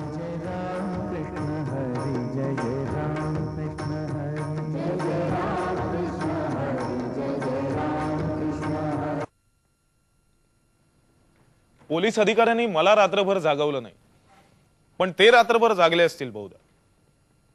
खरं तर मला त्यांना असं एकटं जागत ठेवून जाणं जीवावर आलं होतं. पण मग मी विचार केला, मी दुपारी जागा होतो, पिस्तूल स्वच्छ करत होतो, त्यात गोळ्या भरत होतो. त्यावेळी त्यांनी वामकुक्षी घेतली असेल कदाचित. मग आता ते थोडे जागले तर काय बिघडलं? शांत झोप लागली मला त्या रात्री. अखंड हिंदुस्थानात त्या रात्री आम्ही दोघंच शांतपणे झोपलो असू. कोठडीत झोपलेला मी आणि शीतगृहात चिरनिद्रा घेणारे गांधी. बाकी सर्व देश धगधगत होता. काहींची कत्तल होत होती तर काही कत्तल करत होते. मातेच्या उदरातील गर्भही त्या रात्री शांतपणे पहुडले नसतील. माझ्या आई वडिलांना सगो बर्वेनी आदल्या रात्रीच फरासखान्यावर नेऊन ठेवलं, त्यामुळे ते वाचले. पण माझ्या भावाला दत्तात्रयला मात्र मारहाण झाली. दुसऱ्या दिवशी सकाळपासून तर अटक सत्राला सुरुवातच झाली. करकरे, डॉक्टर परचुरे, शंकर किस्तय्या, मदनलाल, नाना आपटे आणि तात्याराव सावरकर, एक एक करत सगळी मंडळी जमा होऊ लागली. तात्यारावांना तर या खटल्यात उगाचच गोवण्यात आलं होतं. पण खरं सांगू का, तात्यारावांना अटक झाली याचा मला एक वेगळाच फायदा मिळाला. तो म्हणजे त्यांचा मिळालेला उदंड सहवास. तात्याराव निर्दोष होते, त्यामुळे ते निर्दोष मुक्त होणार ही सर्वांनाच खात्री होती. पण बाहेर असं तात्याराव एकटे कधीच भेटत नसत. त्यांच्या बरोबर असणाऱ्या लोकांची वर्दळ, त्यांचं लिखाण, सभा. पण इथं तात्याराव फक्त आमचेच होते. खूप शिकायला मिळालं त्यांच्या सहवासात. आयुष्याचे शेवटचे दिवस अगदी चांगले गेले. सत्कारणी लागले. मृत्युंजय असतो, मृत्यूची सावली सुद्धा त्यांच्यापासून अंग चोरून उभी होती. एकदा आम्ही असेच सगळे गप्पा मारत बसलो होतो. तेवढ्यात एक सिनियर जेलर राऊंडसाठी आले. आम्हा सगळ्यांकडे एक एक पुठ्ठ्याचं कार्ड दिलेलं असे. त्याच्यावर कैद्याचं नाव आणि त्याच्यावर लागलेली कलम असत. त्या जेलरला पाहता क्षणी तात्याराव उठले. त्यांनी आपलं पुठ्ठ्याचं कार्ड छातीशी धरलं. जेलर ओशाळला, म्हणाला, सावरकरजी ये क्या कर रहे हैं? तात्याराव म्हणाले, क्या कर रहा हूं? यही तो जेल का कानून है, वही तो मैं कर रहा हूं. मगर आप लोग भी तो हैं. वे खड़ी नहीं रहे. तात्याराव म्हणाले, वो तो बच्चे हैं, मैं दोबारा. तुरुंगात दुसऱ्यांदा येणाऱ्या कैद्याला दुबारा म्हणतात. तात्याराव खरंच दुबारा होते. स्वातंत्र्यापूर्वी त्यांनी कारावास भोगला, परकीय सरकारशी लढले म्हणून. आणि स्वातंत्र्यानंतर स्वकीय सरकारनेही त्यांना कारावासच भोगायला लावला. आम्हाला लाल किल्ल्यात ठेवलं होतं. विशेष न्यायालय तिथेच भरायचं. न्यायालय नसेल त्या दिवशी मोकळा दिवस असायचा. गप्पा तर अशा रंगायच्या की कोणाला वाटेल सहलीसाठी मित्रमंडळी जमली आहेत की काय. शिक्षेचं सावट आम्ही सगळ्यांनीच मान्य केलेलं असल्यामुळे ते कोणालाच जाणवलं नाही. ती आम्हाला सावलीच वाटायची. आणि मृत्यूदंड हा तर मुक्ततेचा मार्गच. फासाचा दोर मला जाणवत होता तो पोलीस अधिकारी, जेल कर्मचारी आणि न्यायमूर्तींच्या चेहऱ्यावर. त्यांच्या चेहऱ्यावरच्या सुरकुत्या सुंभानं विणल्यात की काय असं वाटत होतं. शेख चिडचिडल्यासारखे वागत होते. अर्थात ही चिडचिड माझ्यावर नव्हती, स्वतःवरच होती. तिरडी मांडणाऱ्या माणसाची तत्परता त्यांच्या हालचालीमध्ये मला जाणवत होती. तिरडी बांधायला तर हवी, पण आपल्या माणसाला आपण आपल्या हाताने शेवटच्या प्रवासाला घेऊन जायचं, त्याला अग्नी द्यायचा, या कल्पनेने डोळ्यात अश्रू आल्याशिवाय राहत नाही. अजूनही मजबूतपणे तिरडी वाहून नेणारे खांदे मी तरी पाहिलेले नाही. मृत्यू माणसानंच नाही तर पशूनही जाणवायला लागला होता. आम्ही एक मांजराचं पिल्लू पाळलं होतं लाल किल्ल्यात. मोठं मजेत होतं बेट. दिवसभर खेळायचं उन्हात आणि सगळ्यांकडून दूध वसूल करायचं. कधी माझ्या पांघरुणात येऊन शिरायचं तर कधी नानाच्या, कधी तात्यारावांच्या डोक्यावर जाऊन बसायचं. तात्याराव एकदा गमतीने म्हणाले सुद्धा, गेल्या जन्मी गोरा साहेब असला पाहिजे बच्चमजी. गेल्या जन्मीची हौस या जन्मी भागवून घेतोय. न्यायमूर्ती निकालपत्र वाचणार होते त्याच्या आधीची रात्र. ते पिलू माझ्या अंथरुणात झोपलं होतं. मध्यरात्री अचानक ते ताडकन उठून जागं झालं आणि कोठडीतून पसार झालं. माझ्याबरोबर सावलीसारखा चालणारा मृत्यू त्याला जाणवला असेल कदाचित. मला मात्र मृत्यू कधीच टोचला नाही, बोचला नाही. जाणीवेच्या गाभाऱ्यात कधीच तो सल्ला नाही. मी कस्तुरीसारखा पचवला असेल तो बहुधा. त्याचा सुगंध मला कधी जाणवलाच नाही. पण आमच्यात एकटा पडला तो दिगंबर बडगे. तो माफीचा साक्षीदार होता. बडगेचा मला कधीच राग आला नाही. त्याचा विचार मनात आला की फक्त कीव यायची. एखादी गोष्ट सत्सद विवेक बुद्धीला मनात स्मरून केली की मग परिणामांना कसं सामोरं जायचं हा ज्याचा त्याचा प्रश्न. परिणामांचा विचार केला नाही तर कातडी गमावते, पण आतला माणूस एकसंध राहतो, तो दुभंगत नाही. यालाच सदेह वैकुंठाला जाणं असं म्हणतात. बडगेनं पहिला मार्ग स्वीकारला, त्यामुळे तो एकाकी पडला. माझी आणि बडगेची फक्त एकदा आणि एकदाच भेट झाली. वरवर ती भेट अपघाती वाटत असली तरी नीट विचार केला तर वाटतं घटित होती. इन्स्पेक्टर सावंतांनीच ती घडवून आणली होती. इन्स्पेक्टर सावंत हा एक वेगळाच माणूस होता. तो जर न्यायस्थानावर बसला असता तर त्याने आम्हा सगळ्यांनाच मुक्त केलं असतं.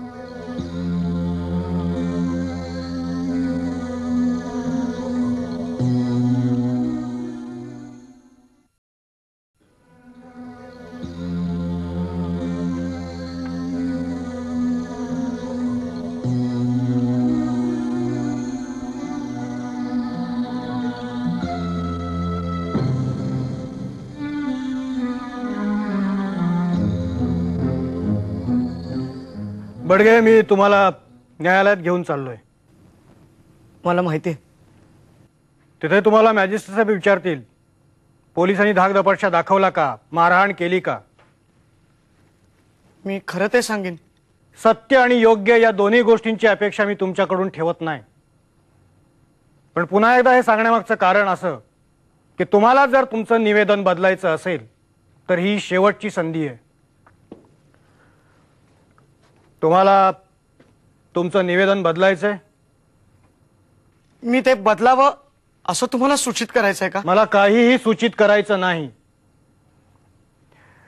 एका पोलीस ऑफिसरच्या ड्युटीचा तो भागही नाहीये.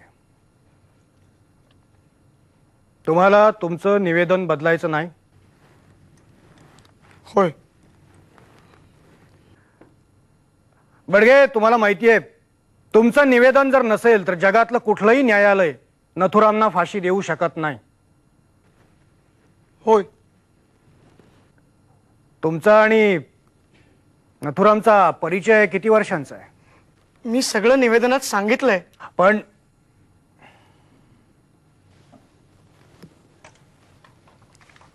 Parliament street police station, inspector Sawant. हो, मी बडगेंना न्यायालयात घेऊन चाललोय. डायरी तयार केली आहे. हो, ओके सर, ओके.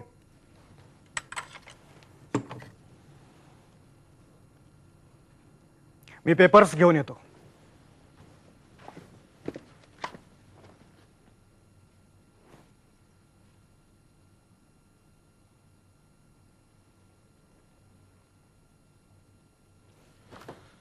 बोला सावंत साहेब. सावंत कुठे गेले?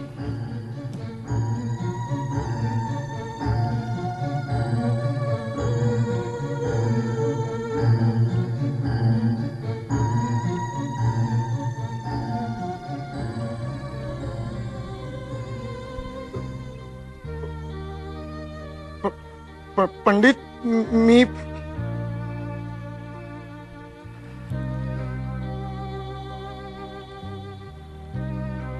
कसा आहेस पंडित? तात्याराव कसे आहेत? नाही म्हणजे त्यांना ही थंडी मानवते ना. मी आप्पा कसरला सांगितलंय त्यांच्यासाठी गरम.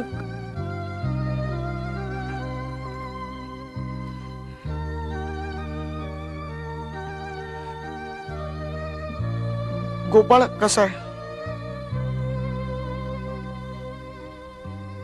मदनलाल, करकरे, तुम्ही सगळ्यांनी वाळीतच टाकलंय मला.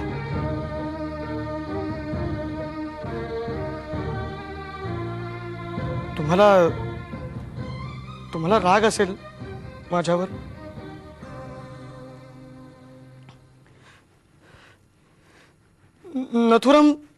नथुराम, तू वेगळाच आहेस. पहिल्यापासून आमच्यासारखा कधीच नव्हतास.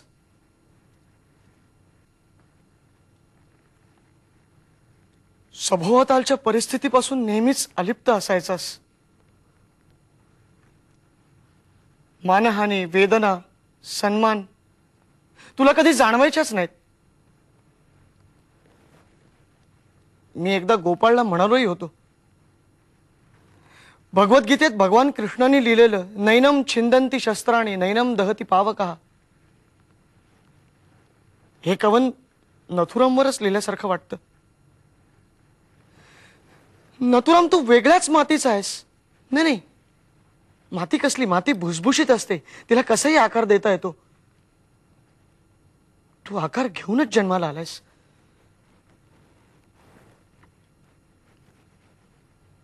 दगडाचा बनलायस तू.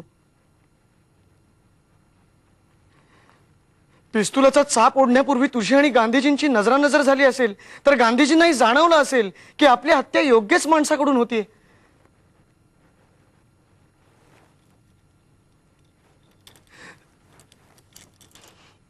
नथुराम, नथुराम, मी तसा माणूस नाही.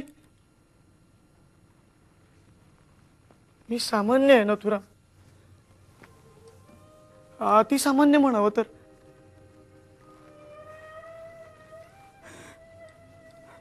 तुला कल्पनाही नसेल माझा शारीरिक आणि मानसिक छळ किती झाला ते.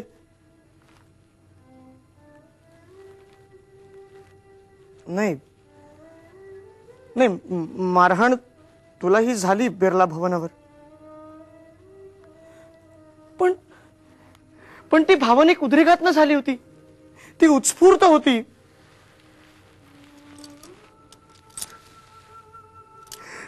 प्रशिक्षित आणि पद्धतशीर नव्हती.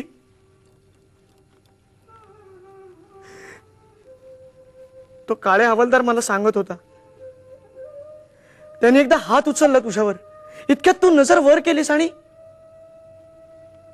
त्याचा हात तसाच खाली आला. नथुराम, तुझी नजर माझ्याकडे नाही रे. मी नाही टिकाव धरू शकलो त्यांच्या मारहाणी समोर. मला भीती वाटली मरणाची. मृत्यू दारात उभं राहणं वगैरे वाक्य आपण बोलताना सहज वापरतो, पण तो अनुभव तितका सहज नाही. मृत्यूची कल्पनाच फक्त माझ्या मनाच्या कोपऱ्याला स्पर्श करून गेली आणि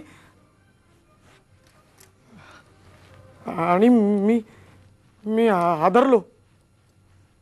जगण्याची अनिवार्य आसक्ती त्याच क्षणी माझ्या मनात उभी राहिली. नथुराम, नथुराम, मला जगायचंय रे. मला जगायचंय. वाटेल ती किंमत देऊन.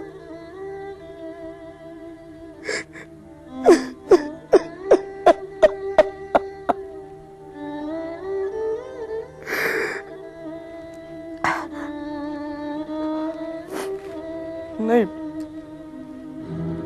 तुम्ही दोष द्या मला. मी पापांचा डोंगर तोलू शकतो, पण टांगत्या तलवारीखाली उभाही नाही राहू शकत. मी चुकतोय. मी पाप करतोय. कारण मी सामान्य आहे रे. मी सामान्य आहे. नथुराम, मला माफ कर. नथुराम, मला माफ कर. ओ सॉरी, मला माफ करा. थांबा सावंत. पाप करणाऱ्यापेक्षा मोह निर्माण करणारा जास्त गुन्हेगार असतो. नाही, मी समजलो नाही. तुम्ही समजला. कायद्यानं बहाल केलेला गणवेश अंगावर चढवल्यानंतर आपल्या माणसांसाठीही कायदा मोडायचा नसतो सावंत. आणि तो कायदाच जर मान्य नसेल तर गणवेश काढून फेकून द्यावा.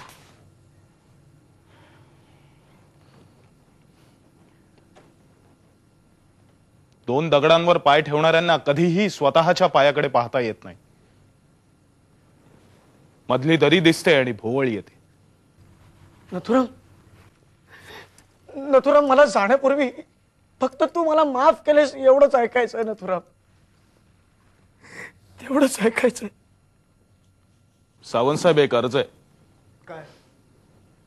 मी बडगेशी 2 शब्द बोलू शकतो? म्हणजे बोलणं झालंच नाही? इथे परवानगी मागण्यासाठी कुणीच नव्हतं. काय नथुराम? बोलू? बोला. मी बाहेर थांबतो. नाही, थांबा सावंत. सत्याला साक्षीदाराची अडचण येत नसते.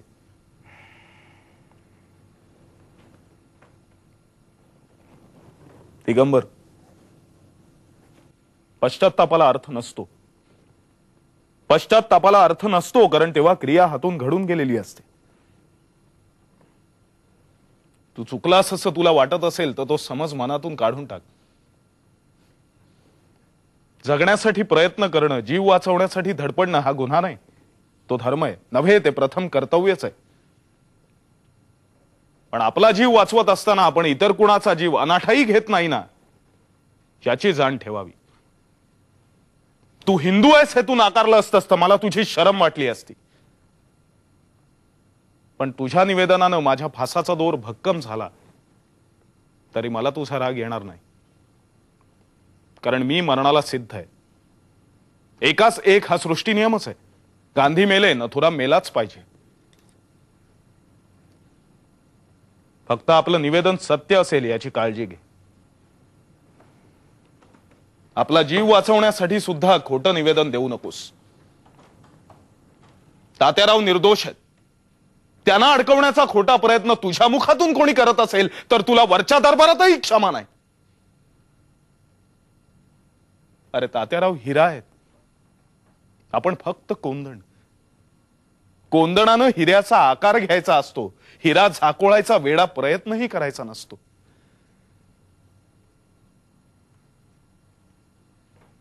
निघ तू. हवालदार,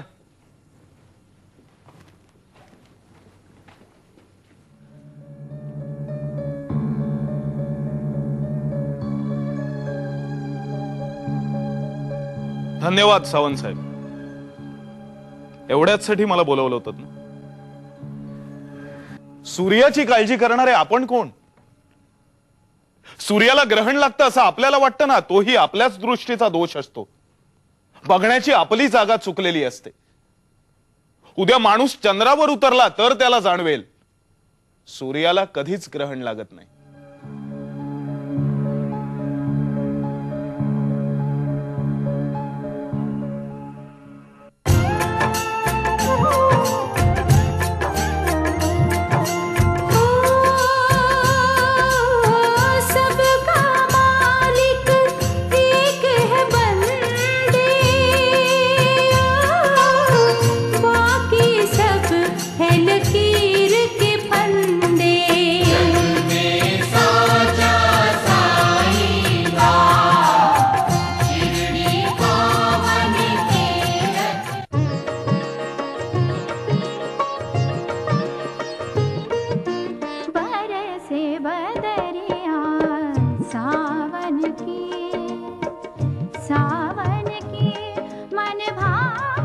संत मीराबाईच्या मधुर रचना आणि सावनी शेंडेची सुरेल गायकी. फाउंटन प्रस्तुत बरसे बदरिया.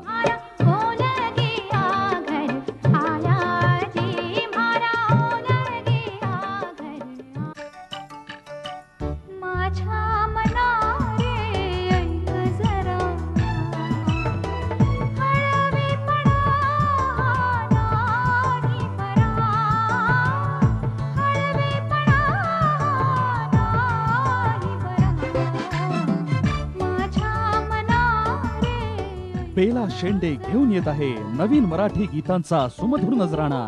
फाउंटन प्रस्तुत माझ्या मना.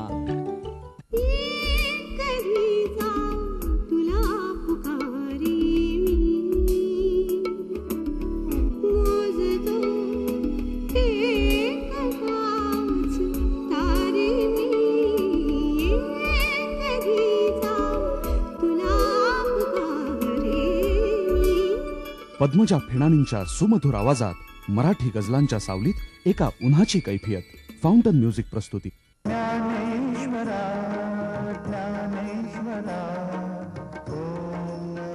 पंढरी रायाचा अखंड नामघोष करणाऱ्या विठ्ठल भक्तांसाठी सुरेश वाडकर यांच्या भावपूर्ण स्वरात पारंपरिक महामंत्राचा अखंड जप. जय जय राम कृष्ण हरी.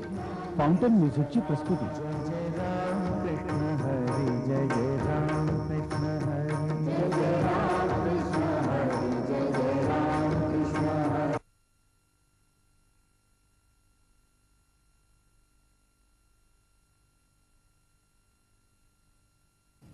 Yes sir.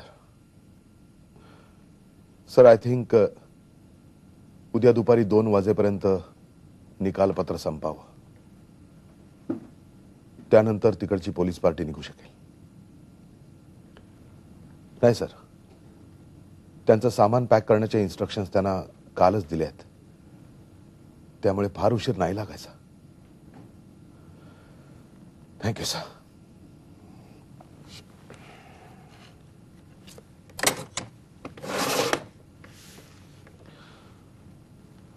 सावंत,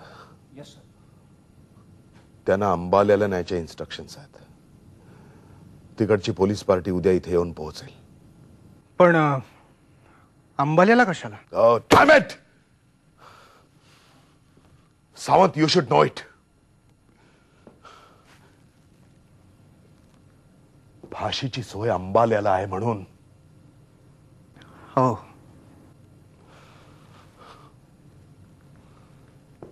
त्यांच्या सील केलेल्या वस्तू पॅक करायला सांगा. जजमेंट झाल्याबरोबर चार्ज देऊन टाकू. त्यांच्याकडे फारशा अशा वस्तू नाहीतच सर. भगवद्गीता, भगवा ध्वज आणि अखंड हिंदुस्थानचा नकाशा या 3च गोष्टी त्यांच्याकडे आहेत. आणि त्या त्यांना शेवटपर्यंत जवळ हव्यात. कशावरून?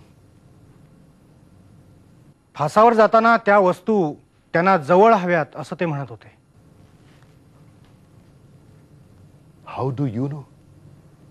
सर, मला नथुराम फाशीचं प्रोसिजर विचारत होते की पाय बांधतात का, हातात काही पकडता येईल का. मी विचारलं काय ठेवायचंय हातात, तर ते म्हणाले की फासाचा दोर स्वतःच्या हातानंच गळ्यात अडकवून घेतलाय. त्यामुळे फासावर जाताना भगवद्गीता, भगवा ध्वज आणि हिंदुस्थानचं मानचिन्ह हातात असावं असं वाटतं. आणखीन काय नाही विचारलं? काय त्रास होतो का वगैरे? नाही. ते म्हणाले की गांधीवधानंतर ते स्वतःवरही गोळी झाडून घेऊ शकले असते, पण नाही घेतली. जगण्याची आसक्ती होती म्हणून नव्हे, तर वधामागची भूमिका जगासमोर मांडता यावी म्हणून. गांधीवधानंतर स्वतःचा मृत्यू त्यांनी निश्चित करून टाकला होता.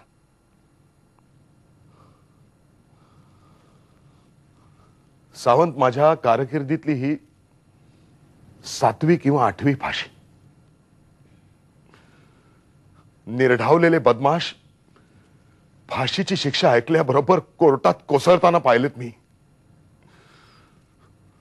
क्रूर कर्मा समजल्या जाणाऱ्या गुंडांना फाशीची शिक्षा देण्यासाठी कोठडीतून खेचत फरफटत न्यावं लागतं. स्वतःचा मृत्यू समोर दिसल्यानंतर ते रडतात, आक्रोश करतात.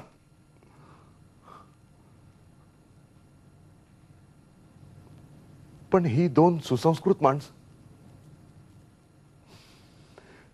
ज्यांनी आयुष्यात कधीही कायद्याचं उल्लंघन केलेलं नाही,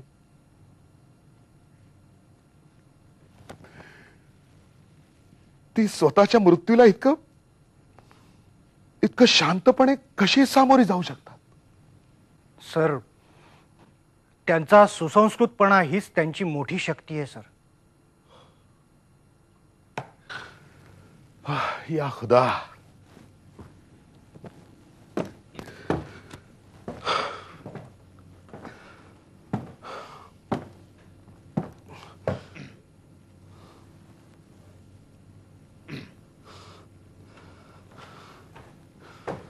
चला शेख साहेब, पट मांडूया. नाही नाही, नको. आज बुद्धिबळ खेळायचा मूड नाही. मी आज अगदी ठरवून आलो होतो. म्हटलं आज शेख साहेबांबरोबरचा शेवटचा दिवस. आज त्यांना नक्की हरवायचं.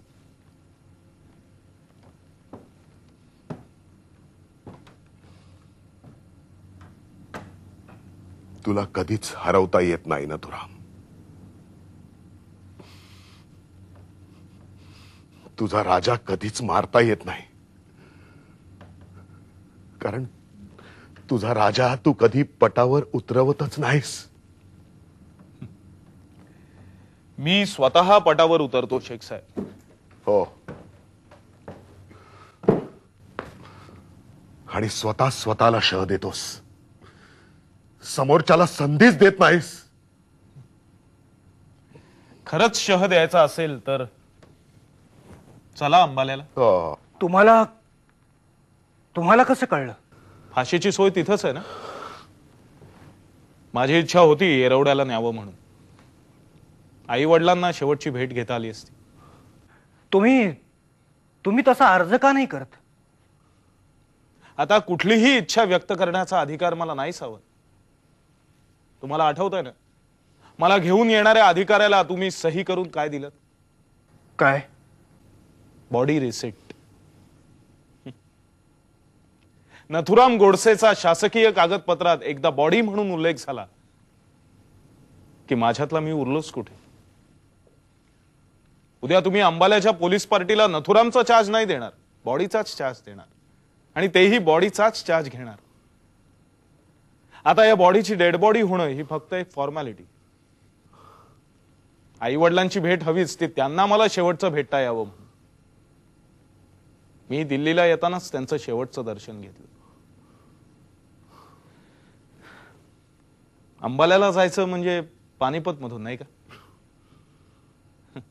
चला, त्या निमित्ताने तरी त्या पवित्र भूमीचं दर्शन होईल. नाही तर एरवी कशाला जाणं झालं असतं. नथुराम, प्लीज. काय झालं?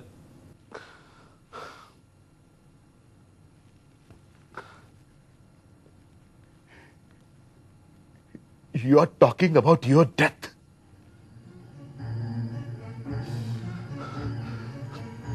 तुझा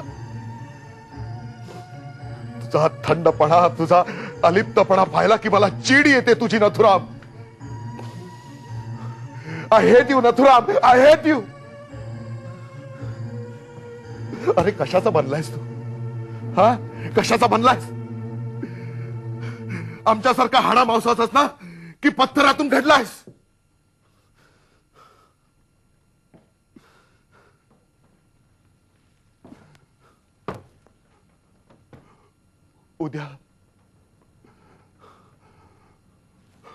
उद्या तुझं जजमेंट होईल. तुला फाशीची शिक्षा होईल. ते जजमेंट बजावलं जाईल. Then you won't be in this world, man. You won't be in this world. त्यानंतरचा सूर्योदय तू नाही पाहू शकणार. हे पक्षी, ही झाडं, हे काही तुला दिसणार नाही. Then how can you? How can you? Oh shit. I hate people like you. काय केलं मी? अरे तू काहीच करत नाहीस. तू काही बोलत नाहीस. फक्त माणसाच्या हाडामातात, रक्तात भिनतोस तू एखाद्या विषाणू सारखा. I just can't take you out of my system. I just can't take you out of my system. Nathuram, तुझ्या भोवतीचा फासाचा दोर मी माझ्या स्वतःच्या हाताने विणलाय.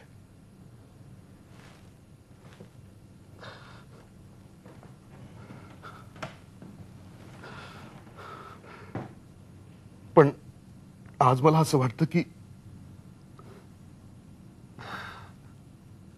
ती वीण मला उसवता येईल का? नथुराम, मी राजकारणात कधीही स्वारस्य घेतलं नाही. प्रामाणिकपणे आपली नोकरी केली. तू गांधींची हत्या केलीस हे योग्य की अयोग्य मला माहित नाही. पण आज I hate Gandhi, I hate Jinnah, I hate Pakistan, and I hate you. I hate you, Nathuram. I hate you.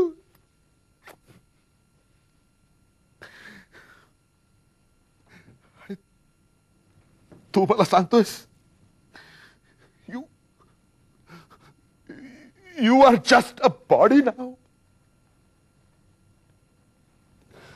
इतका जीव कोणावर लावू नाही शेख साहेब.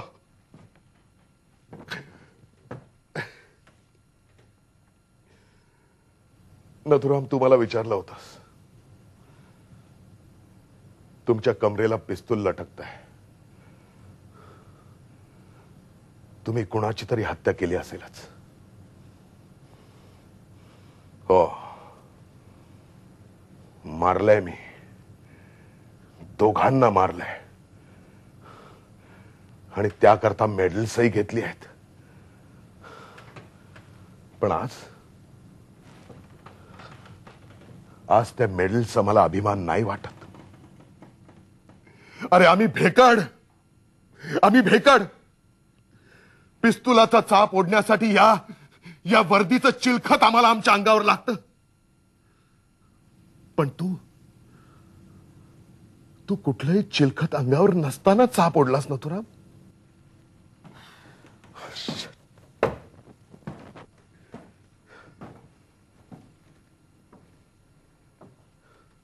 मला इतका मोठा करू नका शेख साहेब. मी इतका मोठा नाहीये. माझ्यात मोठेपणा असला तो इतकाच की ज्यावेळी जे करणं गरजेचं होतं ते मी केलं, परिणामांची कल्पना असताना. पण माझ्याही अंगावर चिलखत होतच. काश्मीरला माझ्या देशाच्या सैनिकांनी सांडलेल्या रक्ताचं चिलखत, फाळणीच्या वेळी माझ्या हिंदू बांधवांच्या वाहिलेल्या रक्ताचं, माता भगिनींच्या भ्रष्ट झालेल्या शीलाचं चिलखत, सावरकरांच्या विचारांचं, संस्कारांचं चिलखत. मी काहीच केलं नाही. मी फक्त ऋण फेडलं. पण एवढी मोठी किंमत देऊन? ही किंमत काहीच नाही. नथुराम मातृभूमी करता फक्त एकच जीव ओवाळू शकतो याची खंत आहे.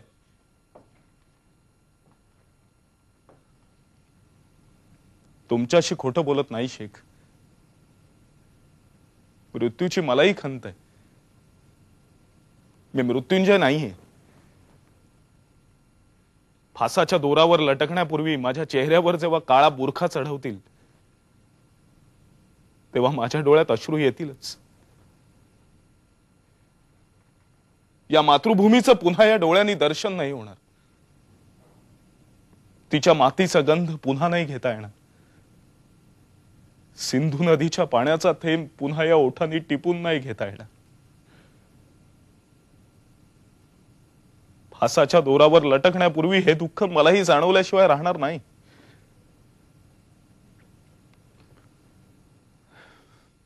मी तुमच्यासारखाच सामान्यच आहे.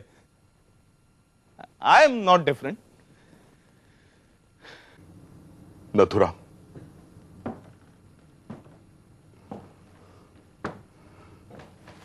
तू मला नेहमी विचारायचंस कोर्टात तुमच्या बसण्याच्या जागी फुलं कोण आणून ठेवतं म्हणून, आणि तुम्ही उत्तर द्यायचं नेहमी टाळायचं. हो, कारण मला लाज वाटायची. सरकारनं केस जिंकावी म्हणून ज्याच्या भोवती मी पुराव्याचे पाश आवळत चाललोय त्याची भक्ती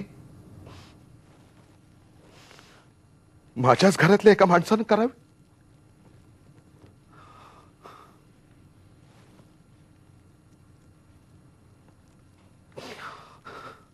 जुबैदा,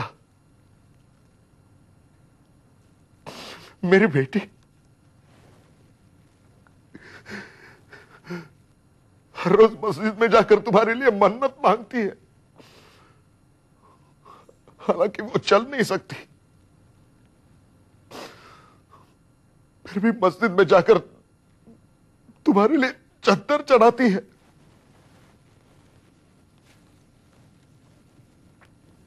काय झालंय तिला?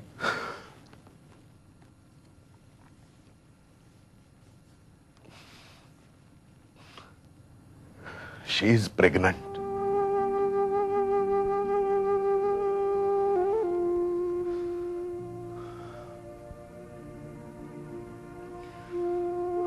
तिला म्हणावं नको इतके कष्ट घेऊस.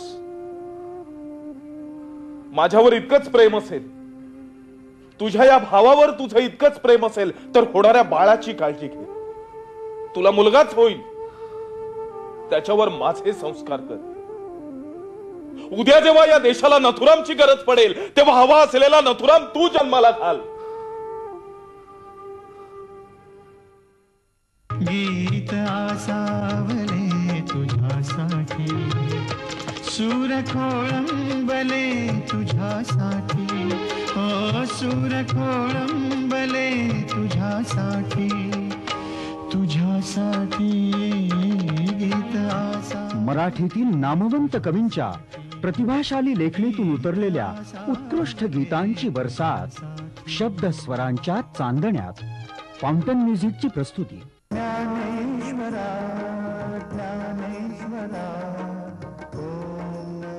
पंढरी रायाचा अखंड नामघोष करणाऱ्या विठ्ठल भक्तांसाठी सुरेश वाडकर यांच्या भावपूर्ण स्वरात पारंपरिक महामंत्राचा अखंड जप जय जय राम कृष्ण हरी फाउंटन म्युझिकची प्रस्तुती.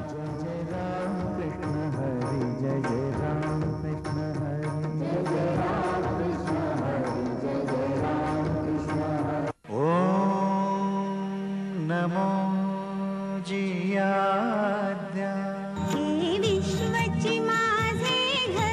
फाउंटन म्युझिक सादर करीत आहे प्रथमच संगीत माध्यमातून ज्ञानियांचा राजा अर्थात महाराष्ट्रातील भक्तांचं दैवत संगीत ज्ञानेश्वरी.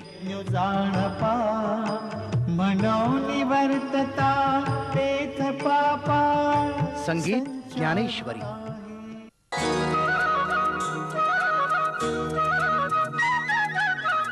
राम श्याम दोनों खड़े, रूप है दोनों एक. शिरडी में है धाम तेरा, सबका मालिक एक है साईं, सबका मालिक एक.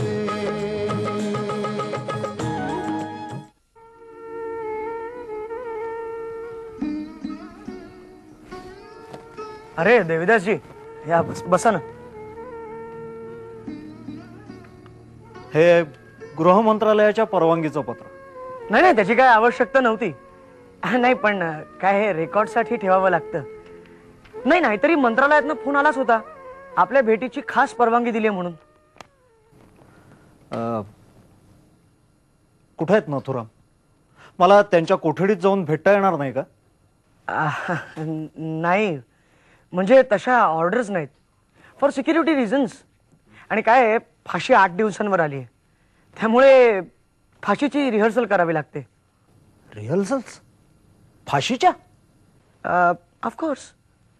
हां नाही म्हणजे काय कैद्याच्या मानेचं माप घ्यावं लागतं आणि मग कैद्याच्या वजनाची बाहुली बनवली जाते, त्याची रेग्युलर हँगिंग प्रमाणे तालीम होते. वजनाची बाहुली कशासाठी? वेल नाही म्हणजे दोराची लांबी, वजन हे सगळं परफेक्ट असल्याशिवाय प्रॉपर जर्क मिळत नाही ना मानेला. नाही अर्थात म्हणजे हे सगळं कैद्याला शेवटी त्रास होऊ नये म्हणून असतं. हे सगळं नथुरामना माहिती? त्यांची कोठडी समोरच असते. ते स्नानासाठी जेव्हा बाहेर येतात तेव्हा हँगिंग स्टाफ बरोबर गप्पा मारत असतात. He is different. ते नाना आपटे नाही, परवाच मला एक स्टाफ मधला माणूस सांगत होता. काय जेलर साहेब काय सांगत होतात?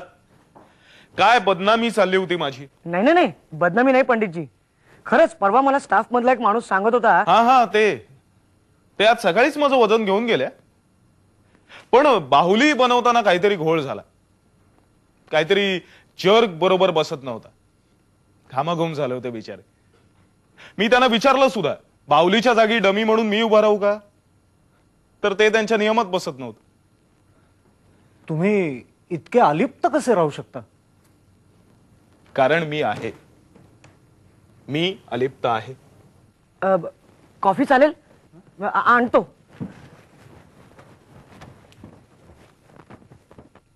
तुम्ही जाईपर्यंत कॉफी येणार नाही. तुम्ही असं का म्हणताय? मला तो चांगला माणूस वाटला. ते चांगले आहेत म्हणूनच तुम्ही जाईपर्यंत कॉफी येणार नाही. नियमाप्रमाणे आपण खासगीत भेटू शकत नाही. कॉफी एक निमित्त आहे, पळवाट आहे. आज कसं काय येणं केलं? 2 वर्षानंतर वेळ मिळाला? नाही म्हणजे तसं नाही, पण काही कागदपत्रांवर तुमची सही हवी होती. कागदपत्र? हो, म्हणजे वकालतनाम्यावर तुमची सही हवी होती. वकालतनामा? का? मी वकील आहे. नाही, पण सही अशिलानं करायची असते. आणि अशील सही करण्याआधी कारण सुद्धा विचारू शकत नाही. मला तुमची केस स्वीकारायची. माझी केस मी स्वतः चालवली, ती संपली. नाही, काही मुद्दे तुम्ही वगळले होते. मला तुमची फाशी चॅलेंज करायची. मला फाशी हवी आहे. का? कारण मी वध केला म्हणून. मारणाऱ्याला जगण्याचा अधिकार नाही. मी तुम्हाला माझं वकीलपत्र नाही देऊ इच्छित. का? सांगतो. तुम्ही वकालतनामा पुढे केलात तेव्हाच मी समजलो होतो, पण तुम्ही दुखावू नये म्हणून उत्तर द्यायचं टाळत होतो. गांधींना हिंसा मान्य नव्हती म्हणून त्यांच्या मारेकऱ्यालाही देहदंड देऊ नये हाच युक्तिवाद आहे तुमचा. पण तो कायद्यात बसत नाही. वकिलानं कायदा समजावून मगच वकालतनाम्यावर सही मागायची असते. कायद्याच्या कक्षेत भावना, व्यक्तिगत हेवेदावे नाहीत. म्हणजे मी व्यक्तिगत स्वार्थासाठी इथे आलोय असा तुमचा आरोप आहे? असं माझं म्हणणं आहे. मथुराम? देविदासजी, तुम्हाला वकीलपत्रच स्वीकारायचं होतं तर तुम्ही तात्याराव सावरकरांचं का नाही स्वीकारलं? नाना आपटेंचं का नाही स्वीकारलं? या निरपराध माणसांच्या बचावाला तुम्ही का नाही उभे राहिला? तुम्ही बचावाला उभे राहताय ते नथुरामच्या. का तर एका गालावर थप्पड मारली तर दुसरा गाल पुढे करावा हे आपल्या पित्याचं तत्वज्ञान सिद्ध करण्याचा क्षीण प्रयत्न म्हणूनच. माफ करा देविदासजी, पण एक व्यक्ती या कक्षेपलीकडे जाऊन एक विचार म्हणून गांधींचा विचार मी करू शकतो, तुम्ही नाही करू शकत. काय काय विचार केलाय तुम्ही? खूप विचार केलाय, पण हा प्रश्न विचारायला तुम्ही 2 वर्ष विलंब केला देविदासजी.